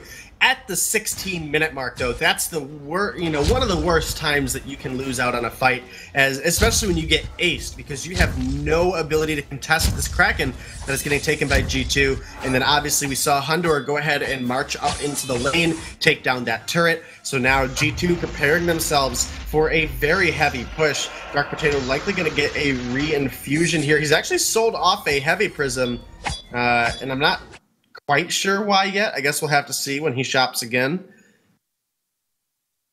Yes. And he's got 2,000 gold as well. Echo. Oh, there we are. Echo. Double Fearsome Shade, double Ordained, double Bad Mojo. All of them effective, although I think Bad Mojo probably not as effective as the double Ordained or the double Fearsome Shade. SK on the back foot, 1,000 gold behind. It's not a substantial sum, but it's enough to have to deal with. Kraken is going to push in. This should be the turret falling. There is the Ordained coming out to lock SK in. Good gauntlet though, and Keanu gets locked up by that Dark Potato. They're good for a lock, but a 3-man Holy Nova once again, and Keanu is doing absolute work in these fights. Hundor tries to jump into the midst of them all. The Divine Intervention heals him up, and Hegman is the first target. Hundor gets the kill. SK running for the hills as they try and get back to the base, but they just don't get away from Hundor. He is unstoppable and indomitable and very impressive. G2 should be able to close out this game now, as it's only Tyrus on the defense, and they've got the Kraken as well. Tyrus trying to run away, but caught up in the Ordained, and once again, Keanu has just played so well this game. We're going to a game 3 to nominate. G2 are going to take down the Crystal. They'll take down SK as well. It's great play by them. 1-1 between G2 and SK in the final game here in EU. Yeah, G2 doing a fantastic job forcing us into a game 3 here. They bring down the odds that we thought were in favor of SK, but Keanu Nakoa came out absolutely huge. It was triple Holy Nova after triple Holy Nova after triple Holy Nova, and that gave Hundor the time that he needed to scale up in the fights, come through with those big executes, and they're able to bring down Cavalifar early on the Rona, and then obviously turn their attention to the rest of SK thereafter. That was a fantastic game out of G2. That it was. We're going to hand it back across towards the analyst to lead us into the final game here in Europe for tonight. We are going into game 3. This final couldn't have gone any other way, I think it's fair to say. G2 evening things up in commanding fashion as well. They are going to manage to take that game with some superb team fighting. Thoughts on the game, gentlemen? Because this was an intense one. Yeah, it was very intense, and the fact that G2 were able to come away victorious now sets us right back to where we were at the start of everything. 4 points between the two teams. 1 point between them, or 1 game between them in the head-to-head for the tiebreaker potentially. It's absolute insanity here, but what a great execution by the side of G2 with this composition, able to use the Batiste to kind of keep the opposition at bay, which is what we were saying they had to do after the draft. Yeah, absolutely. Let's take a look at our first fight coming out here. G2 managing to get an ace at 11 minutes on into the game. Yeah, I mean, this was the very first ace in the game. It was very early on as well. It's only 11 minutes, but a great team fight from G2. They managed to get down the Batiste first, but once the breaking point had stacked on the Blackfoot, you could see 20 stacks taken down first Rona, and then went on to the Alpha, dodging the ultimate first, then going on to her when she was in her reboot status. I'm so happy that Blackfeather is now proven to be actually a skill matchup versus this Rona. It's not a hard counter anymore, and just picking up Rona against Blackfeather doesn't mean you win the game right away. I think one of the keys to it was the fact that Keanu rushed the Echo. He got it after the Fountain, a second item Echo coming out so they could have the double Divine Intervention. That's the only reason why this Black Feather was able to go toe-to-toe with the Rona, because those stacks, Rona still wins that stacking trade in terms of getting to your breaking point stacks faster, but by having the Echo online very early, Keanu was able to allow this Black Feather to sustain long enough so that he could match the stacks of the Rona and then go toe-to-toe. Yeah, we saw the next, another double kill that came through in the game around 14 minutes, and this was an incredibly important one. It's keep your eyes on Hundor during this. Yeah, keep your eyes on Hundor, because same thing as last team fight, he's going to be able to stack very efficiently. He reaches out, he gets out of the gauntlets, and that's how it delayed the team fight. But at the end of the day, his team was still locked within those gauntlets, so the Rona and the Alpha finishing the kill on the Batiste, then going on to the Grace. This time around, the Echo did not help them too much, and Black Feather ended up being pushed away. Rona, it does work still, especially if everyone is next to her. It was just a matter of when they were able to split away from her Red Mist and not give her the damage that she could output. That's when SK won the team fights. Absolutely. Let's have a look at the end of the game coming on through here for G2. They did manage to finish things off, and this was the final fight. Yeah, getting that Kraken pushing for themselves, and then SK, they try and put up this last stand. They put down a great gauntlet, trying to get the damage onto Keanu at first, but a huge triple stun into at least a double fear there just completely shuts down SK and allows this damage to come through. And again, the Divine Intervention keeping Hundor topped up during that fight. He was able to output so much damage because he could just stay in the thick of things for the entire duration of the team fight. And you can see that Hundor's damage topping the table there, significantly ahead of Kvalifar. Same with Dark Potato over Tyrus as well. Hundor's damage topping the table, but I gotta say, it's the Batiste and the Grace pick next to the Black Feather. Those are the things that brought the utility to shut down the Rona, to shut down the Alpha in the 3v3 melee team fights. Holy Novas from Grace to stun and lock up multiple targets, and the Fearsome Shades and the Ordains just allowed the Black Feather to have all the free time to deal the damage. Yeah, he could do whatever he wanted during those fights. We need to start to talk about the next draft, as we're rapidly running out of time on this one. We've got to get into game number 3. I've got to find out who takes this series. Are we going to see more just melee brawlers coming out of these two teams? That seems to be the theme here. It definitely does seem to be the theme. It's a style that both teams are very happy to play. Looks like because of the fact that Black Feather has been banned here, we could very much end up seeing another one of these melee brawl compositions. Very surprising that SK went for the Lyra over the Black Feathers, especially since G2 just won with the Black Feather first pick last game. With the Lyra, you do get the sustain, but you give over the Black Feather. Yeah, Black Feather picked up, Saw banned away, this time by G2. So both teams putting in a little bit of respect towards that Saw pick, potentially. SK going to take the Grace off the board, ensuring that they have the only one of those premier healers in the middle of team fights. And that could just be enough to swing fights in their favor. These two teams have been very, very close. So every little advantage you can try and take is basically amplified that much more. Most likely will be a captain pickup here for G2 so that they can leave SK guessing whether that Black Feather is going to be going to lane or the jungle, since it is a flex pick. What that captain hero is going to be, that's what they're trying to decide right now, taking their time with it. Arden is still open, Catherine is still open. It could be just a comfort pick that they're going to pick up for Keanu. Yeah, you got to figure they're going to go for that captain. Is going to be the Arden coming through? So SK now have to guess at, do they think the Black Feather will be going on to Hundor, or will it go down into the jungle for Dark Potato? I think you go under the assumption that it is going to be the weapon Black Feather in the lane, but don't pick yourself into a hole. Don't pick something that can just be heavily countered by something else if they do decide to switch it up. Yeah, I mean, honestly, SK picking up the Lyra to give over the Black Feather is such a risky thing, because getting Black Feather on B side means that you can save your last pick to flex the Black Feather pick, and now A side, as SK, they don't know what they're going to be going up against. They can't pick the Rona, for example, and say, okay, we're going to be going up against the weapon power Black Feather. Probably something that will be safe against either one is the Vox. It can play both against the Black Feather as weapon power, and it can play against him as a CP. Yeah, Vox always one of those safer carry picks that can be often picked into most situations, to be quite honest. It's just a very versatile pick, but 15 seconds left to make this decision for SK. And there's a lot of pressure on this decision as well. The Vox does come on through in the end alongside that Lyra, and then we'll see what they grab in the jungle. Again, the amount of weight on this game, the difference between a 5-point lead and a 3-point lead going into the final week when both teams are on the same half of the bracket is absolutely massive. So this game is incredibly important. That's why SK are taking their time and they're gonna pull out the Ozo in such an important matchup, putting their faith in the monkey. We've got some monkey business on our hands, boys and girls. I was about to say they mentioned a pocket pick, but that was G2. That was their opponents. This is SK coming in completely off of the wall. I mean, I wouldn't say... I mean, sure, they haven't played it too much, SK, the Ozo pick, but it's something that we have been seeing more and more in 2.9, especially over in North America. Very strong, has a lot of sustain with the passive intensified healing, with the bonus healing that comes out. Especially combined with the Lyra sustain she can provide, a very durable frontliner as much as at the same time it brings a lot of damage.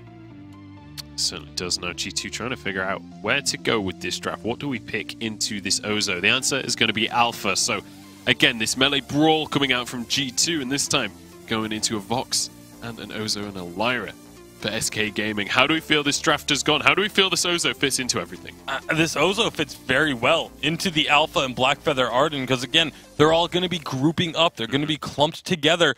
Ozo's acro bounces are going to do so much damage. 3-Ring Circus is going to hit multiple targets. The Bangrangs are going to displace everybody in the middle of these fights. And then you have Vox, who's just going to be dancing around the outside. So I think SK has a better draft in terms of the head-to-head matchup between these two compositions. I do agree there. I think it's going to be about Vox surviving long enough, however. So his build, something I'm going to be looking at. If he doesn't build enough defense and he's taking down too quickly, then the Ozo is not going to have enough time to dish out his damage.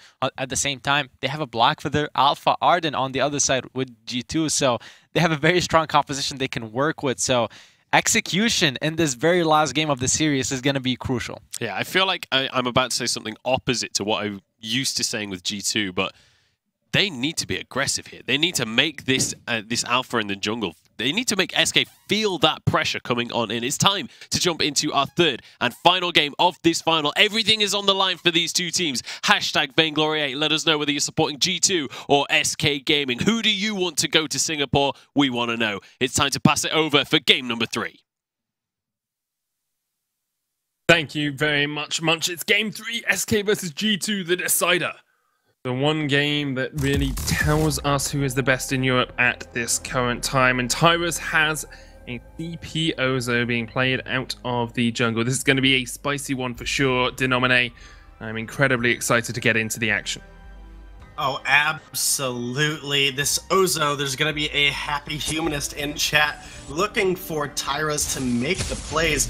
Hegman is making a good aggressive rotation over. He's got that Imperial Sigil down that will give him that burst of movement speed when it pops. There it goes. And he's just keeping some vision here on the side of G2, looking for that rotation down as Tyras and Cavalifar are going to be looking to head over. Once Ozo hits level 2 in just a second here and gets his acro bounce online, they're going to have a potent pushing power into the side of Hundor, Dark Potato, Canada Koa. As long as he can get the triple acro bounce down, the AoE damage is so massive out of an Ozo, and they are going to be looking to be aggressive. I don't know if Dark Potato can really shut down Tyra's early game here on this Ozo. Acro bounces onto the face of Hundor and takes a chunk, but we'll be able to get back underneath the turret for safety. You do have that Vanguard, of course, to speed you up, so Hundor, okay for the time being, is playing a ranged into melee matchup, so we'll struggle a little bit in the laning phase. You have to feel it takes a lot of poke from Cavalifar, who is known for being very good at capitalizing on mispositioning from his enemy laner, and as I say that, he jumps forward with the Sonic Zoom, and Hundor is down to below 100 HP very quickly. Has to pop the healing flask to get himself back out. Very dangerous for G2 to stay around too long in this lane, especially with Hegman having that sustain up. Well, not only does Hegman provide sustain to Cavalifar, but because of the Carney luck on Ozo, he actually receives a bonus healing from Lyra as well, which can make him very easy sustainable in these fights. He builds up fortified health with his acro bounce. He gets health back with his 3-ring circus as well. If he's doing all of that on top of a Imperial Sigil, he can definitely, you know, stay at very, very healthy situations. And Hundor so low still. Continually forced back by Cavalify and Hegman, and eventually he is just going to have to back, because at the moment he's at 1 resonance bounce from dead. Vanguard even jumps forward, the Imperial Sigil. Oh, the final auto isn't quite enough, and Hundor gets away with sub 20 HP, just surviving. Some damage will go down on towards the turret here, as well as Keanu Nako is a little bit safer, but SK already in the driving seat in the lane, forcing Hundor back. Yeah, absolutely. Unfortunately, they weren't able to get the first blood there, but Cavalifar has taken the opportunity now. He's recalled. He's picked up that poison shiv, so that's going to give him some additional sustain, as well as bring down the healing coming out of Kiana Nukoa. So Tyra's looks like he's working into the Aftershock for his first item, and it is a useful item on Ozo as he's able to proc it several times during a fight. And again, that's just a little bit of additional healing that he's going to get off of that item as well. So keeping a useful amount of burst as well as some of that sustain for an Ozo as well can be incredibly threatening. That it can, and Cavalify with that poison shiv continues to harass down Hundor and Keanu Nakoa in the lane. Haven't seen much of either of the junglers yet. Not really surprising, as they're both seeming just to stay away from each other, farming up as best as possible. But a lot of this game is going to be decided by how quickly this first turret goes down, you have to feel. If SK can get it relatively soon, and get some, like, one good team fight and then get the turret, you have to feel that they're able just to snowball this game away, because here comes the bang around from Tyra's knockback onto Keanu Nakoa. Probably wants Hundor there instead, but doesn't get him. The SK will just retreat for the time being. Aggro bounces back. Dark Potato chunked down 414 damage this early on is absolutely monumental. SK winning out these early fights, healing back up with the Imperial Sigil, and can force G2 further back. Yeah, looking to do so. They've gotten a decent amount of damage down on this turret. Not anything massive, but I mean, that's health that does not come back, and due to a recent update, that first turret does have 1,000 less health. So that's important to make note of here too. And Hundor recalling as well as Cavalifar, you know, is going to be looking to complete a Serpent's Mask as quickly as possible on Hundor. He split his build up a little bit, got some attack speed, and Cavalifar coming back. Looks like he's building into a Tyrant's Monocle next. So going to be looking for the critical attacks as well as multiple attacks in quick succession coming out of this weapon power Vox. And despite it being a weapon power Vox, the crystal damage that comes out of the resonance bounces when you're getting a lot of attacks off actually does add up very quickly in a team fight. I mean, you know, you might be looking at it, okay, you know, that's 30 damage, that's 30 damage. You know, it's not much, but when you get, you know, 30 attacks off in a fight, you know, that bouncing around damage can have a effect. It can be the difference between life and death for Hundor on this Blackfeather. It definitely can. We've seen Hundor escape on 4 HP already this game. Like, all it takes is 1 extra crit to get that damage in. Lots of crits coming out as well. As Dark Potato jumps forward, does a little bit of a chunk as well. Now has to backpack behind his turret once again, and Dark Potato takes a substantial amount of DPS from Cavalifar. Look at how healthy SK are compared to G2. Like, Dark Potato is on about 200 HP. Hundor's already taken a little bit of chip damage. His turret's down to below half. SK just unrelenting in this pressure in the lane, even using the minion candies to buff up the wave to try and push it in even further. Pyrus does have the bangarang once again. Dark Potato living on a knife's edge right now. SK looking to push this wave up and try to get this turret down. Dark Potato does have the termination protocol ready to go. Going to be uses it or not. SK just getting little bits of chip damage here and there, but you know, nobody really committing fully to a fight right now. But G2, they're not quite at their power spikes, and that's important to make note. Hundor does not even have his first tier 3 complete. Dark Potato does, but he doesn't have much defense. Here we go. Aggro bounce, and Tyrus already gets the infinite reboot out there, looking for the turret first. Imperial Sigil onto all three members, and Tyrus is jumping into the midst of them with the three-ring circus. There's the aggro bounce onto Hundor. Doesn't quite get him with the bangarang. Aggro bounce comes out afterwards, and there comes the damage out from Cavalifar, yet to be targeted in this fight. The Gauntlet used Keanu, managing to get a kill in response, but Hundor is so low, and Cavalifar will take him down. This might be an ace for SK as they chase in. Hegman there, trying to get the slow off, but Cavalifar takes the turret aggro and does fall to the turret as well. Ends up being a 2-for-2 trade as Hegman went a little bit too deep on the chase to Keanu Nakoa. Yeah, pretty much is exactly what happened to Cavalifar. That turret aggro switching, he was already on low health, and 2 shots bring him down. You know, SK was basically given a plate of cookies here, right? So, like, they take the fight, they take down the turret. They don't need to chase the Arden. It's the captain. He's, you know, got the Vanguard. He gains a little bit of additional health per second because of the passive of Life Spring, as well as his passive Julia's Light as well, or Julia's Gift. So there's no reason to give up an extra kill. Cavalifar, all he needed to do there was say, okay, Keanu Nakoa, you're out. But because you're so low and you cannot contest myself and Hegman, we can rotate down through the jungle, take farm away from Dark Potato. At that point, Hegman's going to have another Imperial Sigil up and ready to go, and you can walk away with everything. And instead, they threw half of their push away. They did. It's a shame for them, but they are still 2,000 gold ahead, and SK looking for this next turret. It's just a push comp. They're just pushing turret after turret and not allowing G2 a moment's breath, not allowing them a moment's respite to reset. They regen. Back away. The Aftershock is finished onto Tyrus, as we said. There's a fountain on Hegman as well. Maybe even looking for the War Treads next, but could be the Crucible as well. It's the War Treads first. Breaking point now on Cavalifar. He's at 3 completed items. Doesn't have much flat weapon power, but will stack up so quickly throughout a fight with that breaking point. Yeah, definitely will. Both of them will be able to.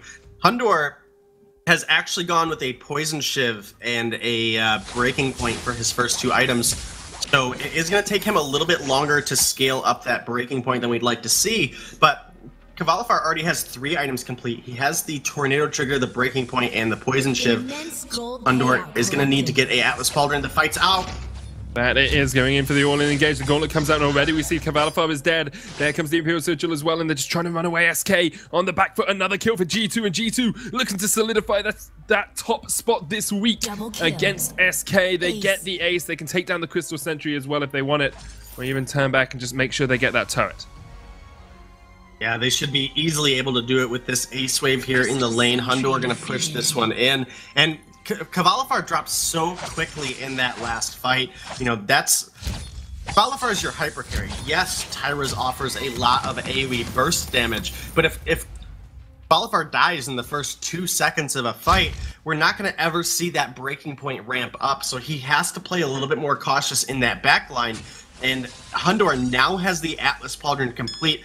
This is a big spike for G2 here. He has sustain, he has that breaking point that's able to ramp up, and he has the ability, as well as Keanu Nakoa has an Atlas as well, to shut Cavalifar's ability to ramp up in a fight down. So Tyra's, you know, he likely needs to get an Atlas Pauldron as well to kind of help shut down what Hundor is able to do onto the backline, as well as we need to see Hegman creating a safe zone for Cavalifar, preventing both Hundor and G2 from Hundor and Dark Potato of G2 from pushing in onto Cavalifar at the same time. The Bright Bulwark came out a little bit late in that last fight. The damage was already done, and we see G2 take it. That we do, but SK are still in the lead in terms of gold, 500 ahead. Dragon's Eye finished on both the junglers now. They both got the Aftershock Dragon's Eye combo. Hundor looking to stack up his breaking point. Atlas on him as well to try and shut down Cavalifar. Cavalifar, really, if he doesn't get those breaking point stacks up, is not going to have the damage that he wants in these fights. It's not a heavy weapon power build at all. Hegman is looking to get his Echo, but he's still a little bit of a way away. Jumps in with the Bright Bulwark, hits the Bangarang, knocks back onto Dark Potato. Aqua bounce as well, used by Tyrus. That's a lot of damage on towards the Alpha, but he gets the Termination Protocol off. The Silence comes out. Look at that onto Cavalifar. They're able to get him out already. Aqua bounce to Aqua bounce, but I'm not sure that they have the damage to follow this up. G2 with 2 kills are chasing Hegman towards the middle of the map as well, and Hegman will eventually fall. It's another ace for G2. They played that incredibly well.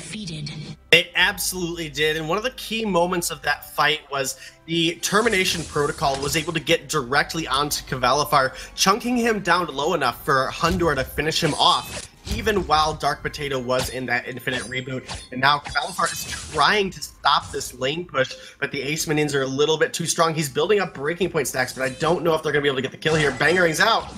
Hundor is dead. Good stuff from SK. Once again, we see G2 overextending ever so slightly after getting an ace. We saw it in the last game as well, but still SK on the back foot after they've just lost 2 clean ace fights. And G2 very much willing to take these next trades. No Bangerang up for Tyrus, but he can aggro bounce forward, looking for the damage onto Keanu, going for the Crystal Sentry as well as Cavalifar is there. The SK will settle themselves with this Crystal Sentry. Gets them back to even pegging in terms of gold. These last 2 fights have not been in their favor at all. They have not, and Hundor may have given his life, but if you look at the actual benefit that G2 got off of it, he stayed around long enough to get a turret. While his team was down in the jungle, they secure a gold mine for 350 apiece on top of the turret gold, as well as the objective advantage there in the lane. So giving up 1 life for that, by all means, this is a win all day for G2 Esports. The Ozo not having the effect we would like to see because Cavalifar is just dropping so fast. Might be a little bit different now that he has a metal jacket complete, but if Cavalifar is dropping very early on in the fights, again, there's just nothing that Tyros is going to be able to do to carry out a fight there at the end. He does have the Dragon's Eye complete now, so his damage is going to ramp up. But it's not the same as a Vox ramping up breaking point or a Black Feather ramping up that breaking point. Not at all. G2 now the ones on the front foot in this fight as they continue to push into SK's faces. I'm interested to see how well Cavalifar is able to get breaking point stacks now that armor has been completed on Keanu, Hundor, and Dark Potato. They all have an Atlas Pauldron. They all have that ability to slow his attack speed. And he's very reliant on getting as many attacks off as possible so that he can actually build up that weapon power, because otherwise it's not going to be able to shred through this front line at all, even with the resonance bounces. There's the gold mine being started up by G2. Looks like SK don't really have the positioning to fight this, but Ekman is coming in. Can use that arcane passage forwards, of course. There's the aqua bounce as well. Good gauntlet will separate the team. It's onto Cavalifar, yet to get an attack off. There's the wait for it. Jumped in onto him by Hundor. That Black Feather doing work. Tyrus is low. G2 winning out this fight thus far. They've already got 1. They're looking for more. And the breaking point stacks just aren't enough for Cavalifar. Only got to 11 that fight. And G2, look at them. Hundor is on 18, 19, 20 now. And he gets another ace for G2. That's the 3rd in the row just as the Kraken spawns. G2 in such a strong position this game. And this is a nightmare for the side of SK. G2 gonna get another turret off this push in the lane by Hundor here. He's got a Rose offensive charge this time around to get out of the danger zone, as now Tyros is coming back in. Meanwhile, it's obviously Keanu Nakoa and Dark Potato going ahead, starting up that Kraken. Hundor is going to come down, regroup with them, and help finish off this Kraken. And there's only 2 turrets now that stand between G2 and a victory. SK are on the run, though. Can they get a miracle steal? They see Hundor. That they do, looking for the steal. Can they get it? The Kraken not captured yet. G2 unable to get that. They have broken, of course, that choke turret, but they would have liked to get the Kraken off that as well. There's a 3,000 gold lead for them. 2.5, not quite 3, but still a substantial lead at this point in the game. And it's been a much quicker game than some of the ones across the course of the day. 16 minutes in, we are looking like we might have a winner crowned relatively soon, unless SK can somehow pull a rabbit out of the hat. Find a way back into this game, because G2 have looked so strong with 3 consecutive clean aces against SK. Yeah, it's been a long day here for EU, but this is the last game. This particular series will not be the decider. We will have to wait until next weekend, but G2 looking poised right now to getting an additional point this week, as well as denying SK the 2nd point here in the finals as well. And that's, huge for them moving forward. And, looking at where we're at in the game right now, Kvalifar just does not have the damage to deal with what G2's able to put out. Obviously, Dark Potato and Hundo are able to get onto him pretty consistently, and they're able to drop him. In the last fight, it was actually Tyras that did drop first because he went a little bit too far out, and with that Bangarang at least. Now, they are going to have to look for another fight here. Kraken's on the board. Whatever team wins this next fight is going to win probably the game. All in onto Hegman. The gauntlet comes out. There's the second one as well. Kvalifar trying to dodge off towards the side. 8 breaking point stacks. He needs to get that up to higher numbers. The Arcane Passage used the damage onto Kvalifar already. He is dead. And this is so good for G2. Once again, they could just chase in. It's a double for Hundo, who has been absolutely godlike today. Looking for the triple onto Hegman. Will secure it as well. They'll get their 4th ace in a row. And G2 looking to close out this game. Only 2 crystal turrets between them and winning this week of EU and keeping their chances at the world spot alive. They will take down the crystal turrets, they'll take down the crystal, and they will take down SK 2-1. G2 make a amazing game 3 here. They are not in first place off of this victory, but they are in a position where if they win next week and SK is denied some points, then they definitely can really start to take things off. They could be in contention for that world spot. And with performances like they had today, I have to say I am incredibly excited to look forward to their matches for next week. I believe you and I cast North America next week, so we'll get to watch and enjoy the view. Yeah, it's going to be good fun, I'm sure. It's going to be great matches. It's going to be a lot of good stuff. We're going to hand it over to Munch and the analysts to lead us into EU, but that's it from us in footing until Kiana Nakoa hits level 6 and gets that Divine Intervention. Kvalifar has yet to back with all this extra gold. Expect to see the Serpent's Mask out first from him, but because Hundo had already finished his, he backs there. There's the Serpent's Mask and a reflex block very early on here to try and probably dodge out that Holy Nova Keanu has been so effective at hitting.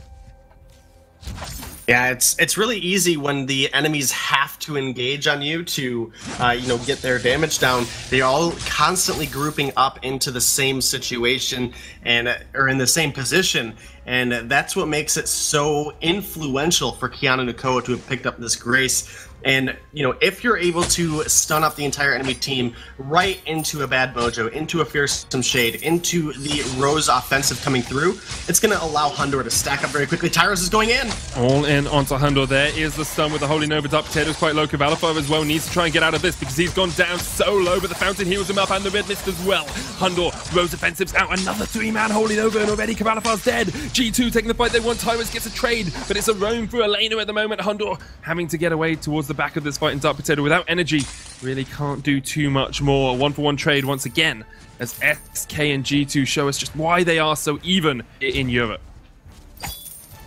Yeah, both of these teams looking for points here. It's obviously SK up 1-0 in the series, and they are looking to close things out here and prevent G2 from getting any points at all. Dark Potato very low, but so is Tyra's, and not sure what that was, but here we go. There is the gauntlet coming down. Not really going to do too much. Hegman unable to catch the G2 members that he wanted. Tyra's trying to retreat out of this. Kvalifar goes into the fray as he jumps on towards Hundo. Good Divine Intervention heals Hundo back up. Tyra's jumps in, looking for the Termination Protocol, runs away. And then we'll just pop the Infinite Reboot. Keanu in with the Benediction. Not going to get the Holy Nova off because it's still on cooldown.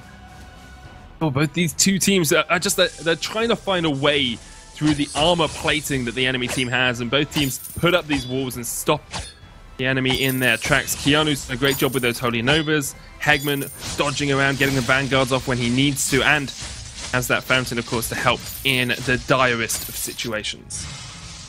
Absolutely. Hegman probably going to have to look at getting a Crucible online here pretty soon. There's a lot of crowd control, actually, that G2 has available to them that is really their one benefit here. So, the desk was talking about it, we touched on it a little bit earlier. SK does have the better counter picks, but if you're not able to block up things like the Fearsome Shade and the Holy Nova, if enemies are allowed to control your positioning that heavily, it does allow Blackfeather to scale a little bit better. His echo, so you can see he drops his first gauntlet, then drops the second one, and locks in Idris. It stuns Idris on the wall, and that's why Kestrel and Blackfeather were able to focus him down and take him down. Very nice kiting, very nice peeling for the Kestrel, keeping her alive and then making sure to lock multiple targets in again with the gauntlets so that the carries can focus them. Absolutely, and then we can take a look at the end of the game as well. This was a ridiculous way to end the game. The backdoor coming on through from it. They bluff like they're gonna start a fight. Yeah, they start the fight, they draw out the gauntlet, and then just run right past the blast tremor, hitting multiple targets, preventing them from being able to recall. Hundor is the only one that's able to get back initially, and that buys just enough time here for Kvalifar and Tyrus to get here. Hundor, you gotta feel for him so long in this fight, and there just aren't any crits coming out from him. There's such a low chance of that happening. Of course, even if he does get the crit and does kill Kvalifar, it's still very likely that Tyrus has the damage to finish off that game because it would have taken a long time for him to go down. But it's still just a great decision from SK. We have to start to talk about the draft. Obviously, these are long games, so we've got to get on into this one. NA's got to start at 2 o'clock. Let's take a look at the damage draft quickly before the damage graph. Quickly before we jump on into the next one. Hundor topping the table on that Kestrel. Huge amount of damage to Dark Potato as well. Coming on top in the damage graph by quite a bit actually for the carries. Wow, that Catherine damage though, 30,000, over 30,000 in comparison to Arden, so much higher. But G2 at the end, they weren't able to win it just because of that backdoor. All right, so let's talk about the power picks coming into this one because it felt like a lot of the picks in this game had huge impacts on the game. What are we expecting these teams to prioritize here? I mean, you got to figure that the Blackfeather and the Rhyme are still going to be heavily prioritized in terms of the picks and bans. Lyra still getting banned by SK, really not wanting to go against Keanu's Lyra. Does mean that G2 can take this Blackfeather. Now Rhyme is not available for SK to be sort of like their answer to that. So we'll have to see how they decide to go about dealing with an enemy Blackfeather. Perhaps a Kestrel is going to be either picked or banned by SK here as well. What would be smart for SK right here is to pick a jungler or a carry, then ban a captain. That will force another ban for a captain from G2. Then they would first pick a captain on the second rotation. That way they're eliminating 4 different captain options from G2 if they go with that, but instead they're just going to pick up the Arden. Yeah, I don't know if necessarily because of Grace coming back into the meta, especially in Europe, the targeting the captains isn't as effective as it was, a couple weeks ago when no one was really playing the Grace. No one was really playing, that kind of style of gameplay. And so it was mostly just Arden, Lyra, and Catherine were the top 3. And if you didn't get one of those top 3, then you felt like you were a little bit weaker. That's no longer the case anymore. What we saw was that special pick, and SK had it scouted out. Who knows what the case will be? We'll have to wait and see if they are going to go for anything over there. But with the Kroll banned away, it's kind of pinching a little bit onto what Tyrus has been playing. I was just going to say. At least to the highest level of effect. They are going to grab the Alpha. Yeah, it's very smart to pick up the jungler here. I talked about it a couple of games ago in the draft. It's smart to pick up the jungler so that you save your carry for the last pick, so that if this Blackfeather becomes a weapon power Blackfeather in lane, you can still pick up the Rona against it and just dominate it. For 64% win rate almost as well. Alpha's so strong on this update, and definitely something SK are more than happy to grab and lock on down here. It's also something that goes fairly well into Blackfeather. It can meet him toe-to-toe in those duels. Yeah, it's definitely can have its strengths, and again, it allows you to be a little bit more flexible, allows you to wait and see what your opponents are going to pick up for their composition when you do take it on the B side in one of your first 2 picks. So G2 now, again, if they're going to have a pocket pick come out, this is when to do it. Otherwise, you may not have another chance to do so this week. You may not get another chance to get yourself into that Worlds qualification spot. So Grace coming out, that's definitely not the pocket pick, but it goes very, very well with the Blackfeather. One thing about the pocket picks as well is even if G2 does have a strange strategy that they have up their sleeves, you can't always play that strategy. Maybe it's bad into Arden or bad into Alpha, for example, so maybe there's something that they can't really go with. Batiste will be the final pickup that's going to go over to Dark Potato. Yeah, it is the final pickup, and with the Grace, I mean, they were thinking very hard for a very long time there whether they need to fear this Rona pick that could come out from SK. With the Batiste, you have a little bit of safety because if it is going to be the Rona with the Fearsome Shades and the Holy Novas from Great, so you could counterplay it in a sense a little bit, locking it up whenever she red mist, but it is going to be the Rona. SK's composition is so strong. It's a very, very strong composition, but with the Batiste, like you were mentioning, you can kind of counterplay the Rona. You can also do the same thing to the Alpha. You know, once she uses that Termination Protocol, if you save a Fearsome Shade or a ordained for that ability, you put it onto the Alpha and you can prevent that massive burst of damage from coming through. It's a very difficult matchup for the side of G2 because of just how much AoE team fight damage is there, but it is something that could be manageable. All right, so are we favoring this brawler composition out of SK coming into this game then? I would still give it to G2 just because they do have the Rona last pick there to play against all the triple melee. However, the Batiste can do quite a bit. Sorry to say there, I meant SK on the side. Like you said, I would say SK have the better composition. Hegman popping that Storm Guard, looking to get some return damage, but not going to find a whole lot. And Hundor is going to remain up here safe. Keanu Nakoa does have a Iron Guard built, as well as already has that Fountain, and Hegman needs the opportunity to shop again before he'll be able to get a Fountain of his own, and it looks like he's going to do so now as he's recalling to the base, and with 5 seconds on Keanu Nakoa's Fountain, they will be evened up and ready to go for the next fight, and Dark Potato inching closer and closer to the Shatterglass, as well as Tyrus. Getting those Shatterglasses is just so impactful for these two junglers as well. Yet to see the level 6 for Kvalifar. Doesn't have the Shimmer Strike as of yet. We'll be wanting to use it as soon as possible. Just hits it now, and I think the thing is here, both teams seem to be very comfortable with a slower early game. I am intrigued by the Dragon Block from Hegman. I don't really feel like they've got any efficacy of that. It really hasn't done too much for them early on here, but maybe he'll be able to utilize it a little bit more later on in the game. Usually want that damage to come out early. Valkyrie used onto Hundor. There's a Merciless Pursuit. Does get the stun. Reflex Block doesn't get rid of it. And Hundor ready with the kill. They're looking for Keanu as well. This could be 2 easy kills for SK as they just catch out G2 on a rotation. The Crystal Sentry's going to join this up, but the Keanu falling lower and lower, falls eventually. Hegman with the chase. It could even look for another kill. His Dark Potato has to use the most defensive to get away. Crystal Sentry falls, and SK able to take a great fight in the jungle for themselves. Yeah, they do. You know, in the earlier skirmish that we, considered G2 to win, they weren't even able to find a kill. You know, they did get a good push, but it's SK with a beautiful rotation out of Kvalifar and Hegman. They pick up 2, they clean up some jungle on their way out as well, and they are sitting at about 1,000 gold lead. You know, not major, but only 7 minutes into the game. That definitely still can go either way, and Hegman doing the smart thing. When you're up against a Kestrel, whether it's weapon or crystal power, you want to have vision exactly like that right there, knowing that Hundor going to use that active camo to try to escape.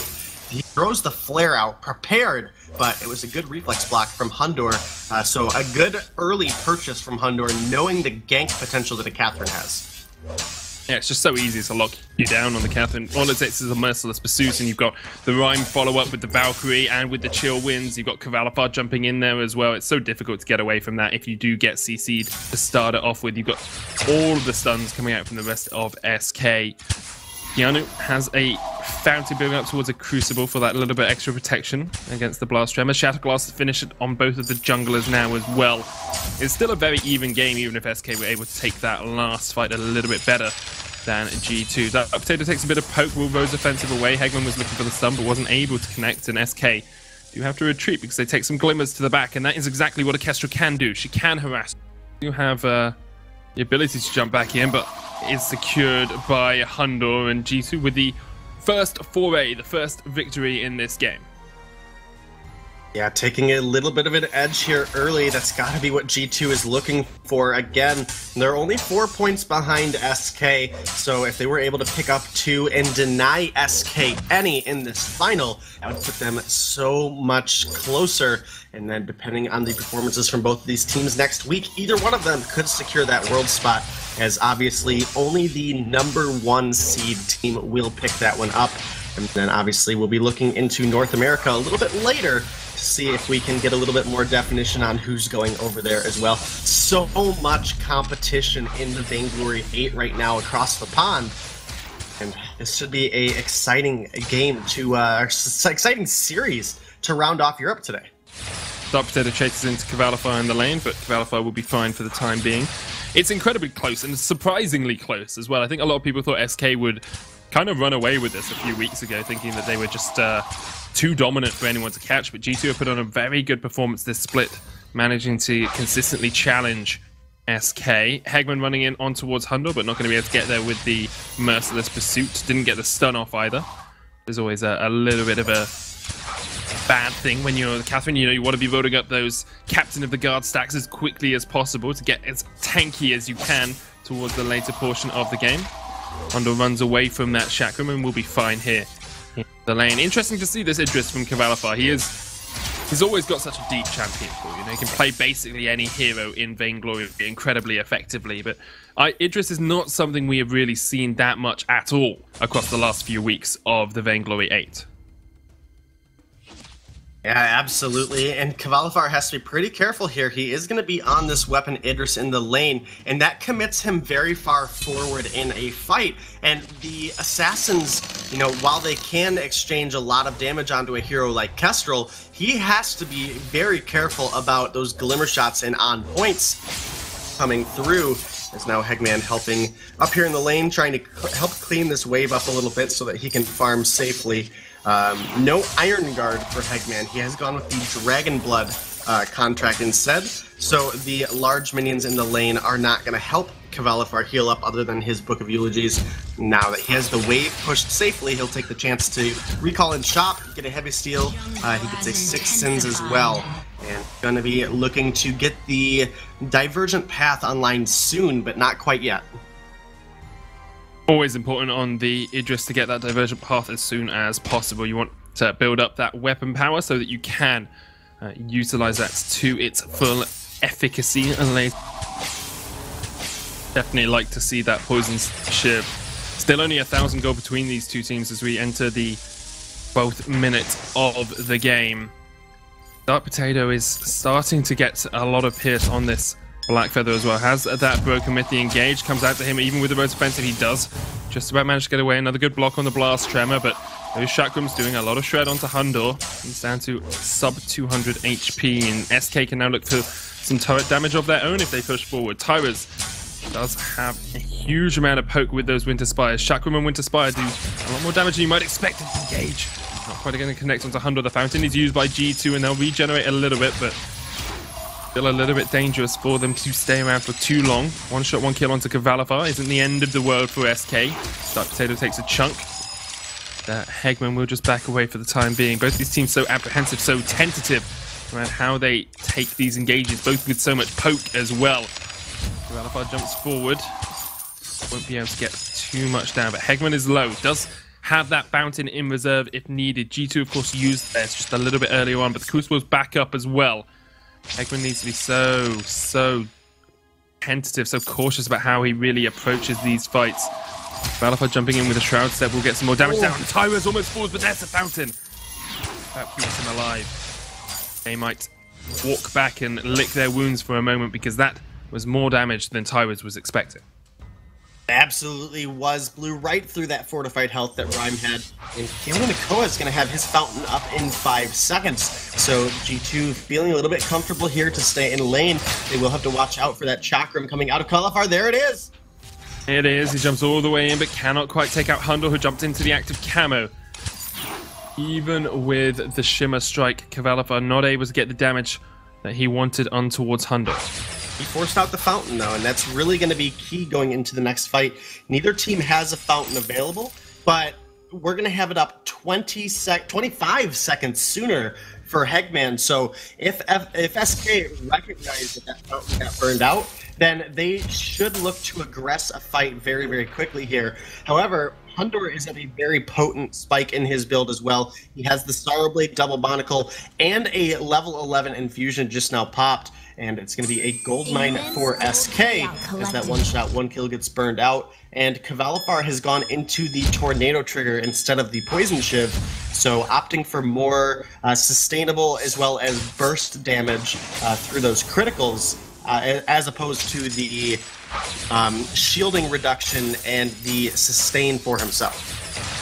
Tyrus now has an Eve of Harvest for himself as well, so that's a bit of extra regeneration on him. There's an Echo on Hegman, looking for those double blast tremors. Found him back up for G2 now as they push it a little bit, but definitely not to a comfortable lead position where they were able to find a kill onto Hundor. And for the first time, we saw a gauntlet that actually had a really big effect. It stunned Kvalifar on his way out, as well as stunned Kvalifar on his way back in. That bought Hundor a lot of time to get some damage down, and that's where they were able to clean up the kill from there. Broken Myth finished onto Tyros now as well. Basically, everyone is at completed item builds. Only the Roams sitting on an item less than everyone else because of those flares. Even Keanu has actually decided he doesn't need extra flares, just uses the contraption. Has the War Treads, the Echo, the Atlas Pauldron, the Fountain, and the Crucible. So now with that Echo can get those double gauntlets off in fights. I really want to see those gauntlets come out because he has been so good at hitting those stuns, especially onto Kvalifar. The stun onto Hondo, the jump in. There's the Crucible coming out, blocks the blast tremor. Here's the first gauntlet. Look at Kvalifar, he's solo, he's already dead. G2 going to win out this fight. You have to think double gauntlet is in a superb position. Ty was trying to chase it away, but he's just not doing enough damage. Gets taken out, and G2 with a 2-for-1, delaying the game even more. They still got 3 turrets to push through. Don't think this is going to be the end, but G2 now able to win fights really late on in this game. Yeah, the Bone Saw on Hundor doing a lot of work, and now it might be G2 just looking to come up here and push in a turret and try to get a little bit more gold into their pockets. They have even the gold up, but if they can get the choke point down, that would set them up for an incredibly strong push.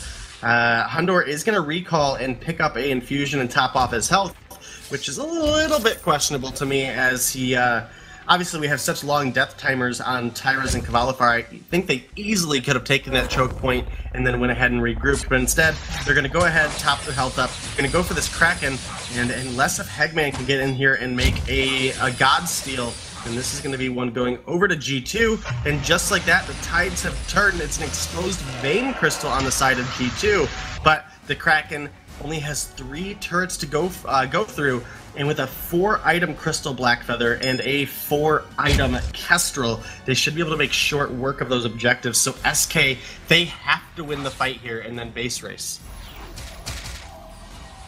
Looking for it. That Kraken is pushing in. The SK don't have the best clear on the Kraken. Hegman in that front line has the Blast Tremor. Echo is back up for him as well. Everything's available basically for both teams. All ultimates, all abilities, all items.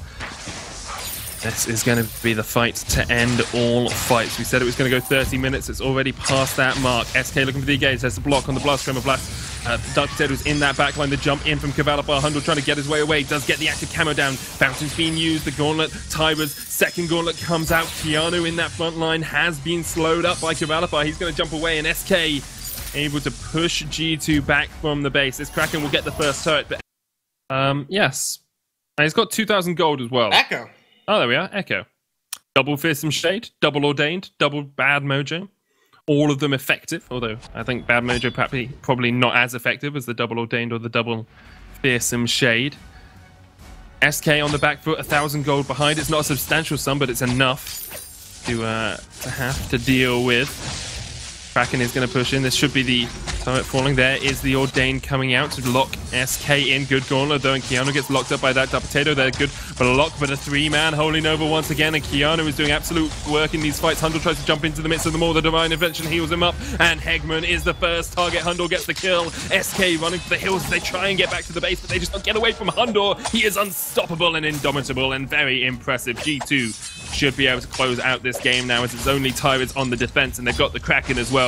Tyrus trying to run away, but caught up in the Ordained, and once again, Keanu has just played so well this game. We're going to a game 3 to nominate. G2 are going to take down the Crystal. They'll take down SK as well. It's great play by them. 1-on-1 between G2 and SK in the final game here in EU. Yeah, G2 doing a fantastic job forcing us into a game 3 here.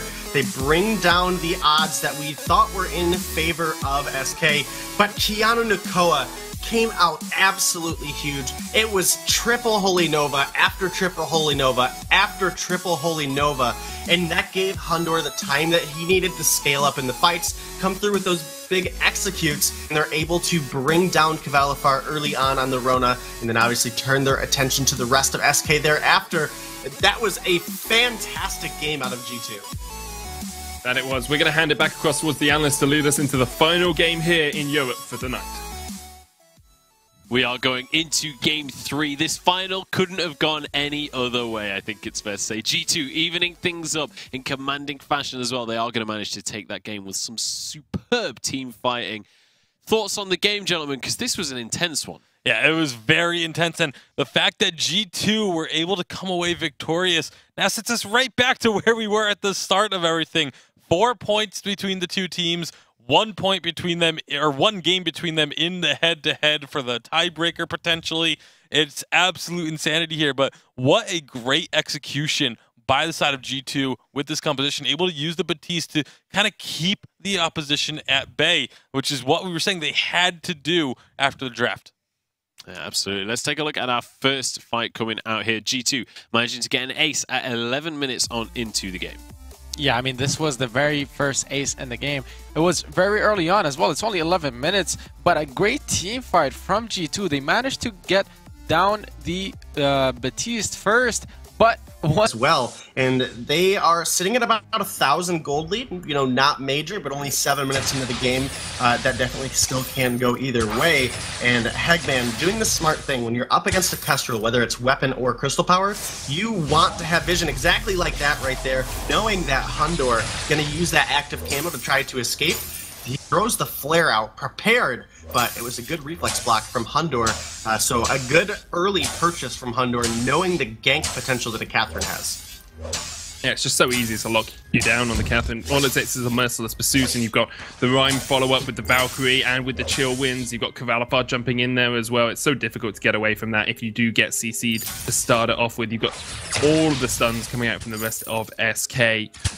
Keanu has a fountain building up towards a Crucible for that little bit extra protection against the Blast Tremor. Shatterglass finish it on both of the junglers now as well. It's still a very even game, even if SK were able to take that last fight a little bit better than G2. That Potato takes a bit of poke, will Rose offensive away. Hegman was looking for the stun but wasn't able to connect, and SK do have to retreat because they take some glimmers to the back, and that is exactly what a Kestra can do. She can harass you from that range, and has a little bit of a range advantage as well. Tension bow first for second for Kvalifar here after that Sora Blade. Something we've seen him pick up quite a lot recently is that tension bow for the extra damage and the extra shred that it gives you. Yeah, absolutely. And, you know, similarly to the Baron that we saw earlier, you know, when Baron attacked the Catherine's shield and reflected 700 damage back at him, Hegman can have the same kind of effect against the Kestrel, who's going to look for those big damage spikes with the Glimmer shots. And reflecting that amount of damage back at the enemy team is definitely key for what the Catherine is going to be able to do to help out. I would actually expect to see him overdrive the Merciless Pursuit and the Storm Guard in this particular scenario, and that's going to probably give him the most beneficial use. Now, it will reduce some of the cooldown on the ultimate, which is kind of a little bit of a loss, but definitely, you know, can have a huge impact by making Hundor virtually useless. If you can take out an entire member of the enemy team, I'm pretty sure you'd be happy with that. On point does connect onto Kvalifar there. Hundor with some glimmers onto Hegman. Here comes Tyrus eventually to join the fight. The Merciless Pursuit stun onto Dark Potato. There's a block on the Blast Tremor. Good play from Keanu with that Crucible. Tyrus is in that front line though. Good double root with the Chill Winds. Hundor taking a bit of damage. The Valkyrie doesn't connect. Dark Potato does have 2 rows offensives. There's the Gauntlet. Hegman needs to try and dodge around from this. Tries to get into the midst of the fray. He uses the Merciless Pursuit to get himself out. SK still able to hang on to this fight and to this turret for the time being, but they are getting chunked down. So Dark Potato though, those Winter Spires do a lot of damage when you've got that Shatterglass already finished. But Hundor was able to hop the active camo just before the stun landed. Now Hegman's getting chased out by Dark Potato. He needs to be a bit careful because if he takes the damage, he's the tank for the team. Tyrus can do a little bit for himself as well. Dark Potato stunned up the block on the blast from active camo used as well as Hundor runs off towards the side. The silence, the root, the kill, and that's one member of G2 down. There's the gauntlet as well from Keanu. The Valkyrie used. Look at the damage from Hundor. He's safe off towards the side because Kavalafar's now dead. Keanu tanking up two members of Tyrus. Hegman jumps in, but he didn't expect the reflex block and the active camo. Tyrus with the Winter Spire cannot get onto Hundor. And Tyrus will just chase Keanu out. The Winter Spires continue to rain down, but I don't think Tyrus is going to be able to get too much more out of this fight. Ends up being a 1-for-1 trade. And SK can clear out some of the vision that G2 established around the Kraken. Yeah, they've done a good job doing so. This is a pretty slow-paced game. We've seen some big damage trade. We're 20 minutes in the game with only 3 kills. The gold is a little bit in favor of SK, but not drastically, so definitely could still be anybody's game. Dark Potato now coming back onto the fold, as well as Kavalifar going to be coming back as well. So everybody up, and we'd be looking for another team fight. Journey Boots and a Infusion picked up by Kavalifar, and he really needs to get a Metal Jacket online, though. I mean, somebody needs to get a Metal Jacket online from the side of SK. Hundor is getting closer and closer to his Bonesaw, and someone needs to survive this upfront burst so they can look for the remaining damage they need to find in a fight. Once again, both teams are so wary about how to take the fight. Good stun onto Hundor. There's the blast tremor as well. Hundor might be dead before this fight even really begins. He gets taken out by Tyrus. The chase onto Keanu, Nakoa, and Dark Potato isn't too strong from the rest of SK because they've already got the first kill that they wanted. They might just turn back towards this Kraken. They can take it before Hundor is back up. That's a great advantage for them, but G2 will still try and hold on to this. Dark Potato is still that CP Blackfeather. He gets chased away. The Rose Offensive used. Has a second stack in his back pocket if he needs it, but Kavalifar and Hegman are just trying to capture this Kraken. 2/3 captured, and it looks like G2 are trying to find an answer. Dark Potato stunned up. The reflex block comes out a little bit too late, and the root from the Winter Spire. SK now only have to deal with Keanu Nakoa, who I think realizes it is all but a lost cause. The Kraken will fall to SK, and with a 1,000 gold lead, they can start to look to push in towards these turrets. Yeah, and the game has changed very rapidly here, as now SK has an opportunity to get possibly 2 turrets down off of this push. Tyras and Kavalifar can do a decent chunk of damage to the turrets. They obviously won't move out of those Winter Spires or those Chakrams, but they have to be careful about what G2 is able to answer back with. They did a good job staggering the death timers, so this first turret's likely going to go down before Dark Potato is even able to regroup. Chunk of damage to the turrets. They obviously won't move out of those Winter Spires or those Chakrams, but they have to be careful about what G2 is able to answer back with. They did a good job staggering the death timers, so this first turret's likely going to go down before Dark Potato is even able to regroup with the team, and that's going to allow the side of SK to potentially get the second turret down as well. Hundor making short work of this Kraken's health as well as that turret explosion. I think SK, they should be able to capitalize pretty well here. Can use the Winter Spires for the poke, of course. Kavalifar jumps in, looking for that turret. Hundor does take a chunk. Actually gets Mercer's Pursuit Suns as well. Active camo blocked out.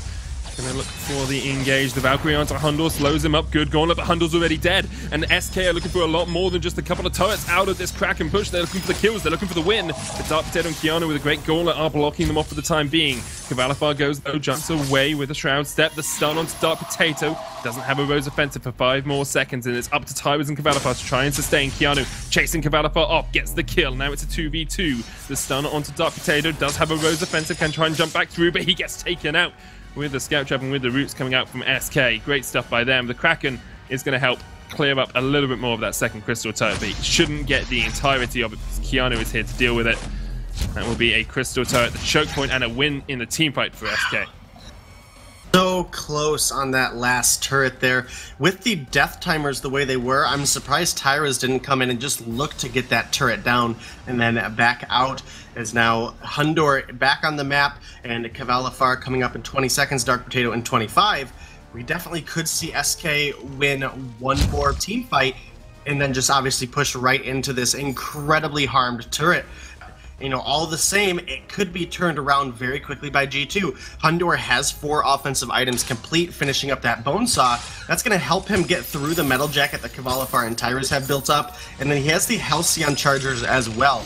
And the boots choice here is going to help him maintain a little bit more energy in the fights, as well as it's a 3-second boots proc. So if he does need to use that item, he can get a lot of distance between himself and the enemies, and possibly regroup up with the team at that point. So we'll have to see what they're able to pull out. I'm surprised no gauntlet here on Keanu Nakoa. I mean, I just really wish there was more utility for them to lock like Tyros or Kvalifar down out of the fight and then focus on one or the other, and we haven't been able to see that yet.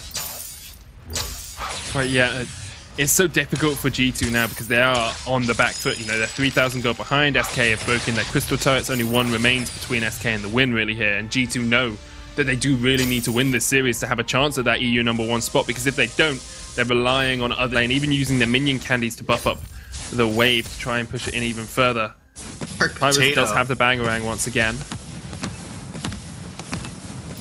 Dark Potato living on a knife's edge right now. SK looking to push this wave up and try to get this turret down. Dark Potato does have the termination protocol ready to go. Going to be uses it or not. SK just getting little bits of chip damage here and there, but nobody really committing fully to a fight right now. But G2, they're not quite at their power spikes, and that's important to make note. Hundor does not even have his first tier 3 complete. Dark Potato does, but he doesn't have much defense. Here we go.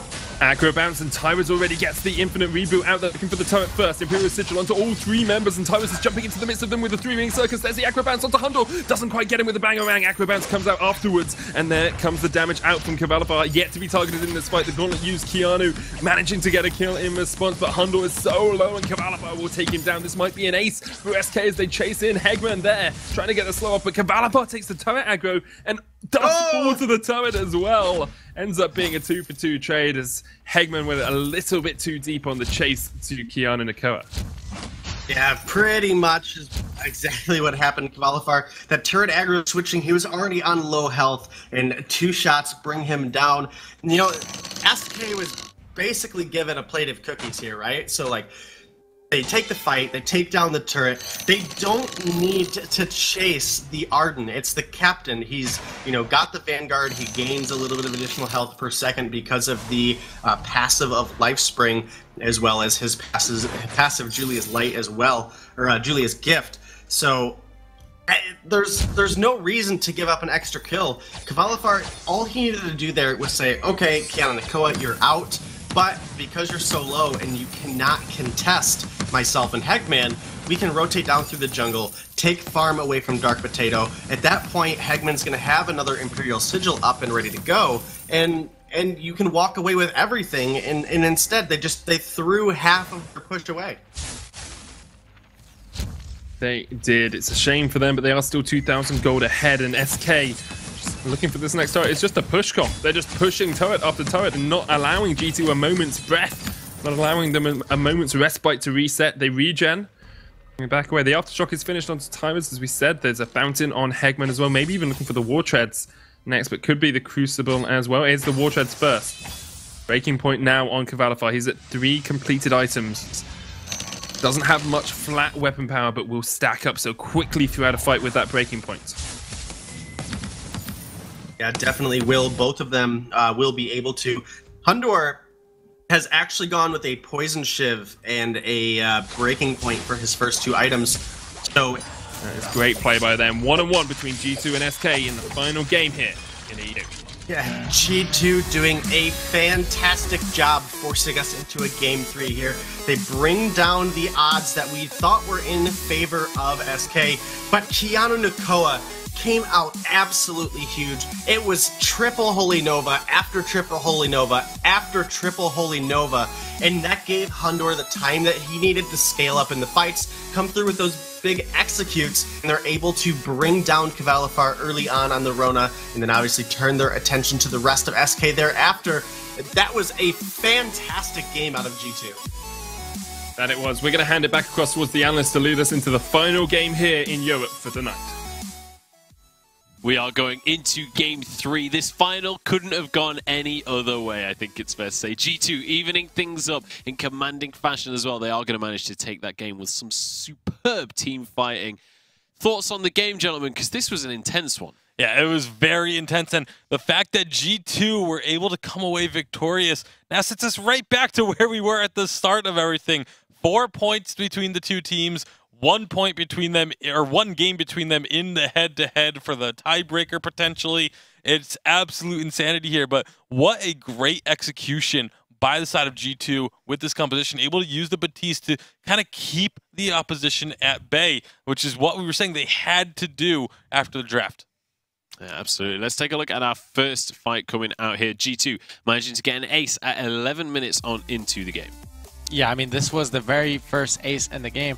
It was very early on as well. It's only 11 minutes, but a great team fight from G2. They managed to get down the Baptiste first, but once the breaking point had stacked on the Blackfoot, you could see 20 stacks taken down first Rona, and then went on to the Alpha, dodging the ultimate first, then going on to her when she was in her reboot status. I'm so happy that Blackfeather is now proven to be actually a skill matchup versus this Rona. It's not a hard counter anymore, and just picking up Rona against Blackfeather doesn't mean you win the game right away. I think one of the keys to it was the fact that Keanu rushed the Echo. He got it after the Fountain, a second item Echo coming out, so they could have the double Divine Intervention. That's the only reason why this Blackfeather was able to go toe-to-toe with the Rona, because those stacks, Rona still wins that stacking trade in terms of getting to your breaking point stacks faster, but by having the Echo online very early, Keanu was able to allow this Blackfeather to sustain long enough so that he could match the stacks of the Rona and then go toe-to-toe. Yeah, we saw the next, another double kill that came through in the game around 14 minutes, and this was an incredibly important one. It's keep your eyes on Hundor during this. Yeah, keep your eyes on Hundor, because same thing as last team fight. As well, Alpha's so strong on this update, and definitely something SK are more than happy to grab and lock on down here. It's also something that, goes fairly well into Blackfeather. It can meet him toe-to-toe in those duels. Yeah, it's definitely can have its strengths, and again, it allows you to be a little bit more flexible, allows you to wait and see what your opponents are going to pick up for their composition when you do take it on the B side in one of your first 2 picks. So G2 now, again, if they're going to have a pocket pick come out, this is when to do it.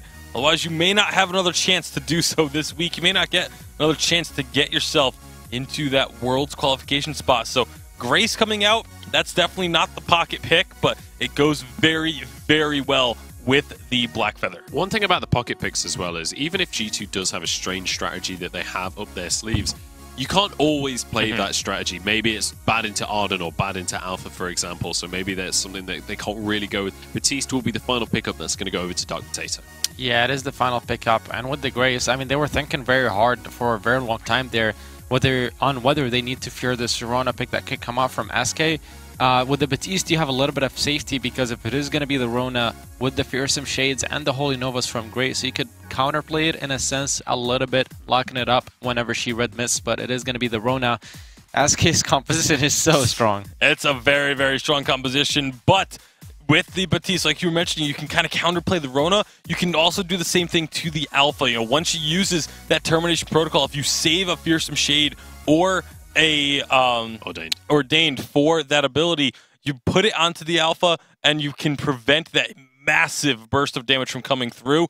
It's a very difficult matchup for the side of G2 because of just how much AoE team fight damage is there, but it is something that could be manageable. All right, so are we favoring this brawler composition out of SK coming into this game then? I would still give it to G2 just because they do have the Rona last pick there to play against all the triple melee. However, the Baptiste can do quite a bit. Sorry to say there, I meant SK on the side. Like you said, I would say SK have the better composition, especially with Arden. The double gauntlets with the Echo could be huge. All right, we'll see if that's going to be the case. The double gauntlets could be massive. It's time to find out. Hashtag Vainglory. Let us know whether you want this one to push to a 3-game series or if you think SK have got this in the bag. It's time to pass it back over to Medic and Denominate and get into game number 2. We are back into game G2 up against SK for what could be the final game of EU here. SK just so close to solidifying that first spot. G2 really want the points here, of course. They need those points to be able to challenge SK next week for the final EU slot. But it is all going down to next week as well. They're all constantly grouping up into the same situation or in the same position, and that's what makes it so influential for Keanu Nakoa to have picked up this Grace. And, if you're able to stun up the entire enemy team right into a Bad Mojo, into a Fearsome Shade, into the Rose offensive coming through, it's going to allow Hundor to stack up very quickly. Tyros is going in. All in onto Hundor. There is the stun with the Holy Nova. Dark Potato's quite low. Cavalifar as well needs to try and get out of this because he's gone down so low, but the Fountain heals him up and the Red Mist as well. Hundor, Rose offensives out. Another 3-man Holy Nova, and already Cavalifar's dead. G2 taking the fight they want. Tyros gets a trade, but it's a roam for Elena at the moment. Hundor having to get away towards the back of this fight, and Dark Potato without energy really can't do too much more. 1-for-1 trade once again as SK and G2 show us just why they are so even in Europe.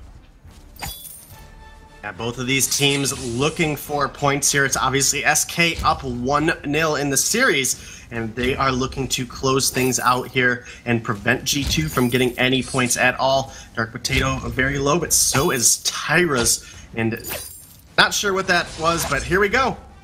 There is the gauntlet coming down. Not really going to do too much. Hegman unable to catch the G2 members that he wanted. Tyra's trying to retreat out of this. Cavalifar goes into the fray as he jumps on towards Hundor. Good divine intervention, heals Hundor back up. Tyra's jumps in, looking for the termination protocol, runs away. And then we'll just pop the infinite reboot. Keanu in with the benediction. Not going to get the Holy Nova off because it's still on cooldown. Oh, both these two teams are just, they're trying to find a way through the armor plating that the enemy team has, and both teams put up these walls and stop the enemy in their tracks. Keanu's done a great job with those Holy Novas. Hegman dodging around, getting the vanguards off when he needs to, and has that fountain, of course, to help in the direst of situations. Absolutely. Hegman probably going to have to look at getting a Crucible online here pretty soon. There's a lot of crowd control, actually, that G2 has available to them that is really their one benefit here. So, the desk was talking about it, we touched on it a little bit earlier. SK does have the better counter picks, but if you're not able to block up things like the Fearsome Shade and the Holy Nova, if enemies are allowed to control your positioning that heavily, it does allow Blackfeather to scale a little bit better into the Rona. Obviously, Rona's still a tough matchup for him, but any edge you can give Hundor, he's such a fantastic player, and he can really run away with things if you allow him to get favorable situations. What are favorable situations for him at the moment? Because it seems like these two teams can't find a way into the enemy, can't find that engage that they really want. Maybe they're just waiting for item spikes as well. Cavalifar still only sitting on that first item. Tyros as well with the aftershock and the reflex. Boots proc. So if he does need to use that item, he can get a lot of distance between himself and the enemies, and possibly regroup up with the team at that point. So we'll have to see what they're able to pull out. I'm surprised no gauntlet here on Keanu Nakoa. I mean, I just really wish there was more utility for them to lock like Tyros or Cavalifar down out of the fight and then focus on one or the other, and we haven't been able to see that yet. Right, yeah. It's so difficult for G2 now because they are on the back foot. They're 3,000 gold behind. SK have broken their crystal turrets. Only one remains between SK and the win really here, and G2 know that they do really need to win this series to have a chance at that EU #1 spot, because if they don't, they're relying on other teams to beat SK next week and for them to take the week for them to be able to have enough points to challenge SK in the standings. And SK set up vision around the Kraken. Look at how many scalp traps they've got. It's just all over the map. There's nothing here for G2 at all. They'll pop a flare in. SK might even want to just go in for the fight. Tyros step forward. Realizes they don't want to fight with Crystal Sentry there as well, and actually takes a chunk of damage in response. There's the gauntlet coming out. Hundor trying to dodge off towards the side. Good block on the blast tremor. Keanu dodging inside this, but the damage onto Hundor's quite substantial. He gets away, but can he escape from Cavalifar? Not today, says the big man from SK, and Keanu Nakoa is going to get chased out here as well. Rooted down next to his Crystal Sentry, tries to vanguard across the wall. The Sentry dies. SK do need to be a little bit careful because Cavalifar is low, but they'll take the win in the team fight and probably turn their eyes towards Kraken soon as well. Dark Potato actually chasing out Hegman as Tyros is backed all the way away here. SK being very, very defensive with their play. That eventually will be able to utilize this man advantage because there's still 30 seconds before Hundor is back up alive. Yeah, they definitely can, and because Dark Potato did not recall here, he's now very hurt as a healthy Tyrus is coming in. Should be able to get the root up. Oh, a beautiful block out of Dark Potato there. And now SK looking at, they can pretty much force a fight here with how healthy Tyrus is. And obviously Cavalifar able to jump around the fight as well. Should be pretty reasonable for him to avoid the damage coming out of Dark Potato. We do see the, and new item, drawing a blank here, the Spellfire, come out on Dark Potato. And I'm not sure I'm in love with that item pick here on the side of G2, but Catherine gonna go ahead and secure that Kraken, and now G2 in a bad spot. Medic, this might be the end of this one.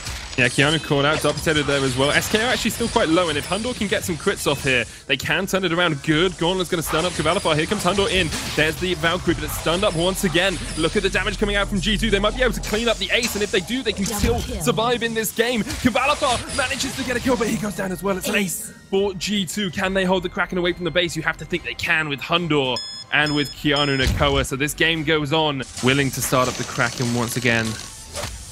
Eventually it resets, G2 realizing that perhaps not the best choice right now.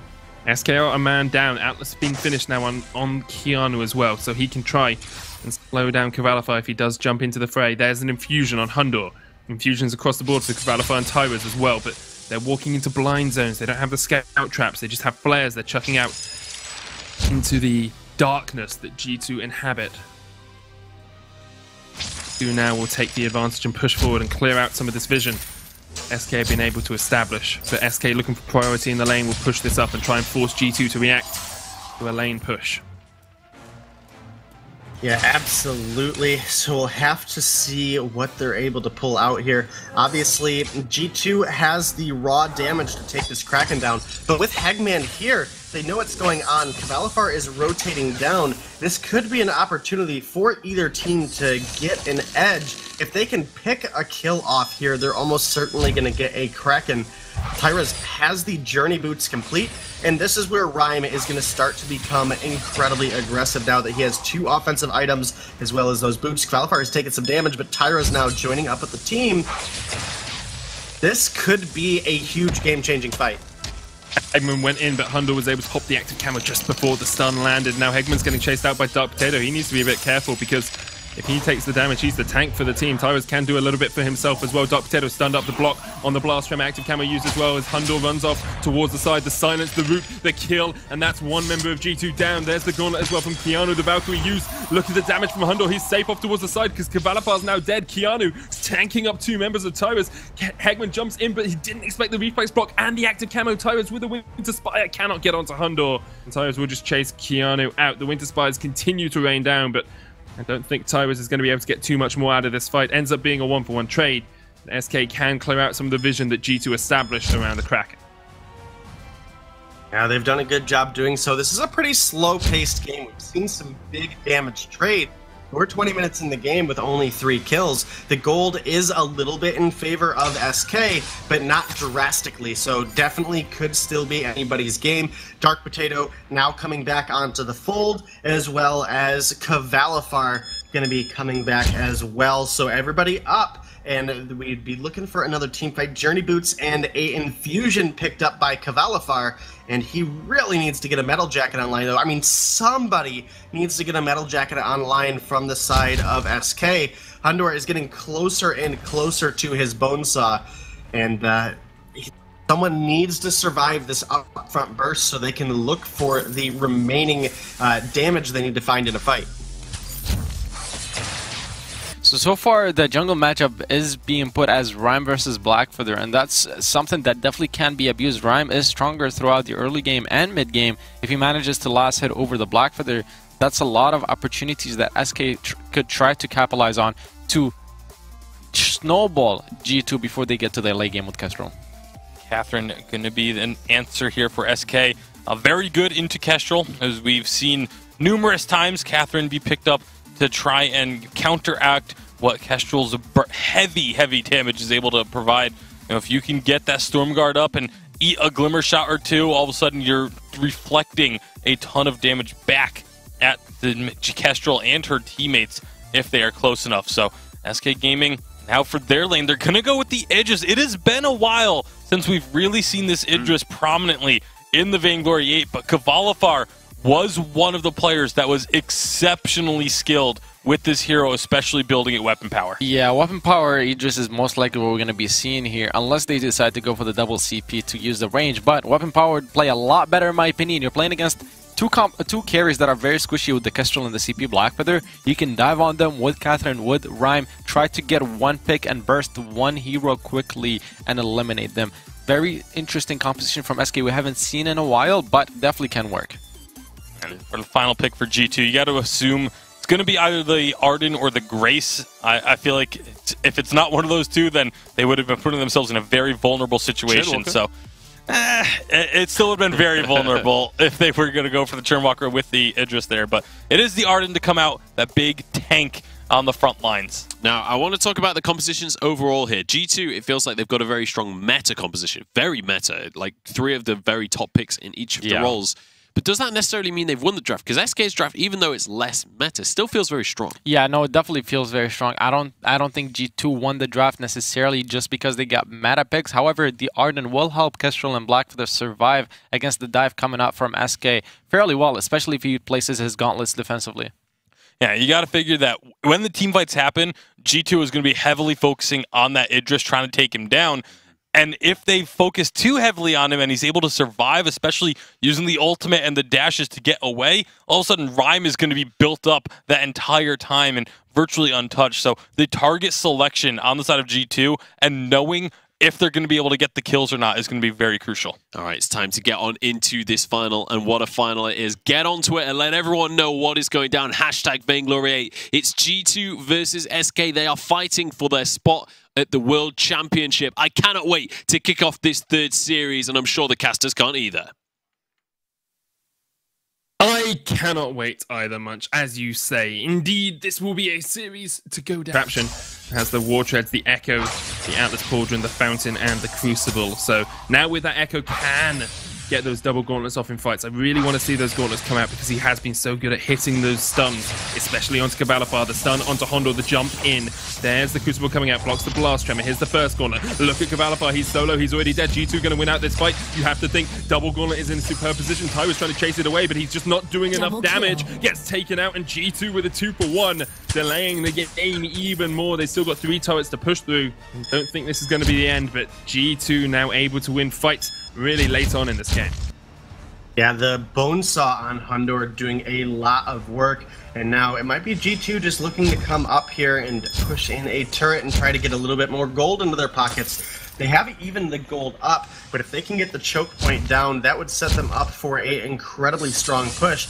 Hundor is going to recall and pick up a infusion and top off his health, which is a little bit questionable to me, as he...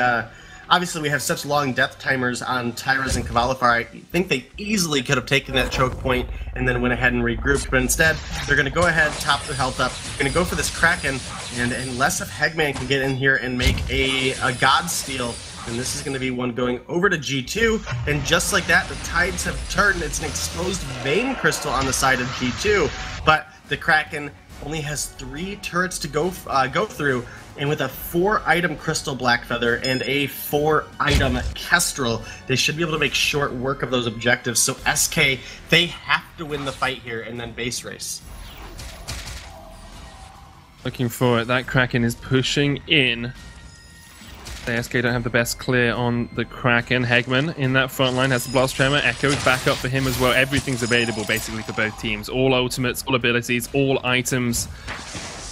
This is going to be the fight to end all fights. We said it was going to go 30 minutes. It's already past that mark. SK looking for the engage. There's the block on the Blast Tremor Blast. Dark Dead was in that backline. The jump in from Kvalifar. Hundred trying to get his way away. Does get the active camo down. Fountain's being used. The Gauntlet. Tyra's second Gauntlet comes out. Keanu in that front line has been slowed up by Kvalifar. He's going to jump away, and SK able to push G2 back from the base. This Kraken will get the first turret, but SK might at least be able to take it down before it gets too much more. Yeah, crazy fight there. Hundor dropped dangerously low. Tyra's dropped dangerously low as well. And then obviously able to get the Fountain coming out of Hegman, as well as building up the fortified health on Kiana Nakoa is going to get him out safely to turn their attention onto the Kraken.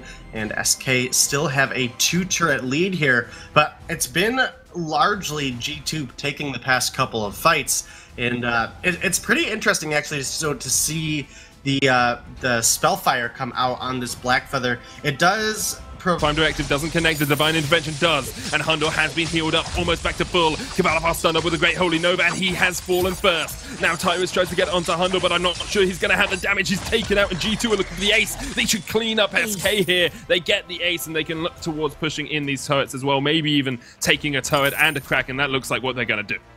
That looks like what they're going to do, and that's what they need to do. This game has been so crazy. SK finds a fight, G2 finds a fight, SK finds a fight, G2.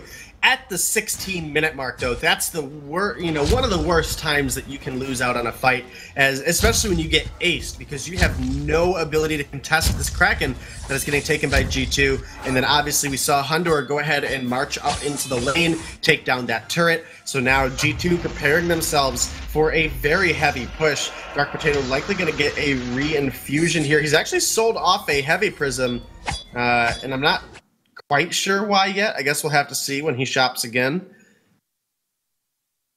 Yes. And he's got 2,000 gold as well. Echo. Oh, there we are. Echo. Double Fearsome Shade, double Ordained, double Bad Mojo. All of them effective, although I think Bad Mojo probably not as effective as the double Ordained or the double Fearsome Shade. SK on the back foot, 1,000 gold behind. It's not a substantial sum, but it's enough to have to deal with. Kraken is going to push in. This should be the turret falling. There is the Ordained coming out to lock SK in. Good Gauntlet, though, and Keanu gets locked up by that Dark Potato. They're good, but a lock, but a 3-man Holy Nova once again, and Keanu is doing absolute work in these fights. Hundor tries to jump into the midst of them all. The Divine Intervention heals him up, and Hegman is the first target. Hundor gets the kill. SK running for the hills. They try and get back to the base, but they just don't get away from Hundor. He is unstoppable and indomitable and very impressive. G2 should be able to close out this game now, as it's only Tyrus on the defense, and they've got the Kraken as well. Tyrus trying to run away, but caught up in the Ordained, and once again, Keanu has just played so well this game. We're going to a game 3 to nominate. G2 are going to take down the Crystal. They'll take down SK as well. It's great play by them. 1-on-1 between G2 and SK in the final game here in EU. Yeah, G2 doing a fantastic job forcing us into a game 3 here. They bring down the odds that we thought were in favor of SK, but Keanu Nakoa came out absolutely huge. It was triple Holy Nova after triple Holy Nova after triple Holy Nova, and that gave Hundor the time that he needed to scale up in the fights, come through with those big executes, and they're able to bring down Cavalifar early on the Rona, and then obviously turn their attention to the rest of SK thereafter. That was a fantastic game out of G2. That it was. We're going to hand it back across towards the analyst to lead us into the final game here in Europe for tonight. We are going into game 3. This particular scenario, and that's going to probably give him the most beneficial use. Now, it will reduce some of the cooldown on the ultimate, which is kind of a little bit of a loss, but definitely can have a huge impact by making Hundor virtually useless. If you can take out an entire member of the enemy team, I'm pretty sure you'd be happy with that. On point does connect onto Cavalifar there. Hundor with some glimmers onto Hegman. Here comes Tyrus eventually to join the fight. The Merciless Pursuit stun onto Dark Potato. There's a block on the Blast Tremor. Good play from Keanu with that Crucible. Tyrus is in that front line though. Good double root with the Chill Winds. Hundor taking a bit of damage. The Valkyrie doesn't connect. Dark Potato does have 2 rows offensives. There's the Gauntlet. Hegman needs to try and dodge around from this. Tries to get into the midst of the fray. He uses the Merciless Pursuit to get himself out. SK still able to hang on to this fight and to this turret for the time being, but they are getting chunked down. So Dark Potato though, those Winter Spires do a lot of damage when you've got that Shatter Glass already finished.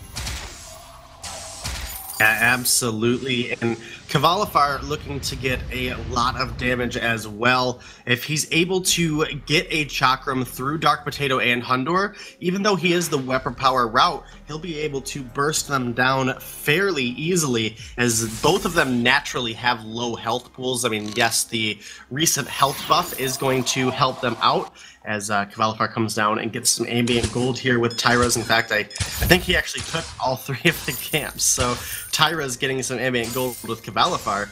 But, getting the Idris online is quite important. The Rhyme, he's kind of an all-game spike. He's very sustainable in all points of the game. and so he doesn't really need the gold necessarily as much as Cavalifar does, who I'd expect to probably go into a poison ship for his next item. Definitely like to see that poison ship. Still only 1,000 gold between these two teams as we enter the 12th minute of the game. Dark Potato is starting to get a lot of hit on this Black Feather as well. Has that broken myth, the engage comes out to him even with the road defensive. He does just about manage to get away. Another good block on the blast tremor, but those chakrams doing a lot of shred onto Hundor. He's down to sub 200 HP, and SK can now look for some turret damage of their own if they push forward. Tyrus does have a huge amount of poke with those Winter Spires. Chakram and Winter Spire do a lot more damage than you might expect. Engage. Not quite going to connect onto Hundor. The fountain is used by G2 and they'll regenerate a little bit, but still a little bit dangerous for them to stay around for too long. One shot, one kill onto Cavalifar isn't the end of the world for SK. Dark Potato takes a chunk.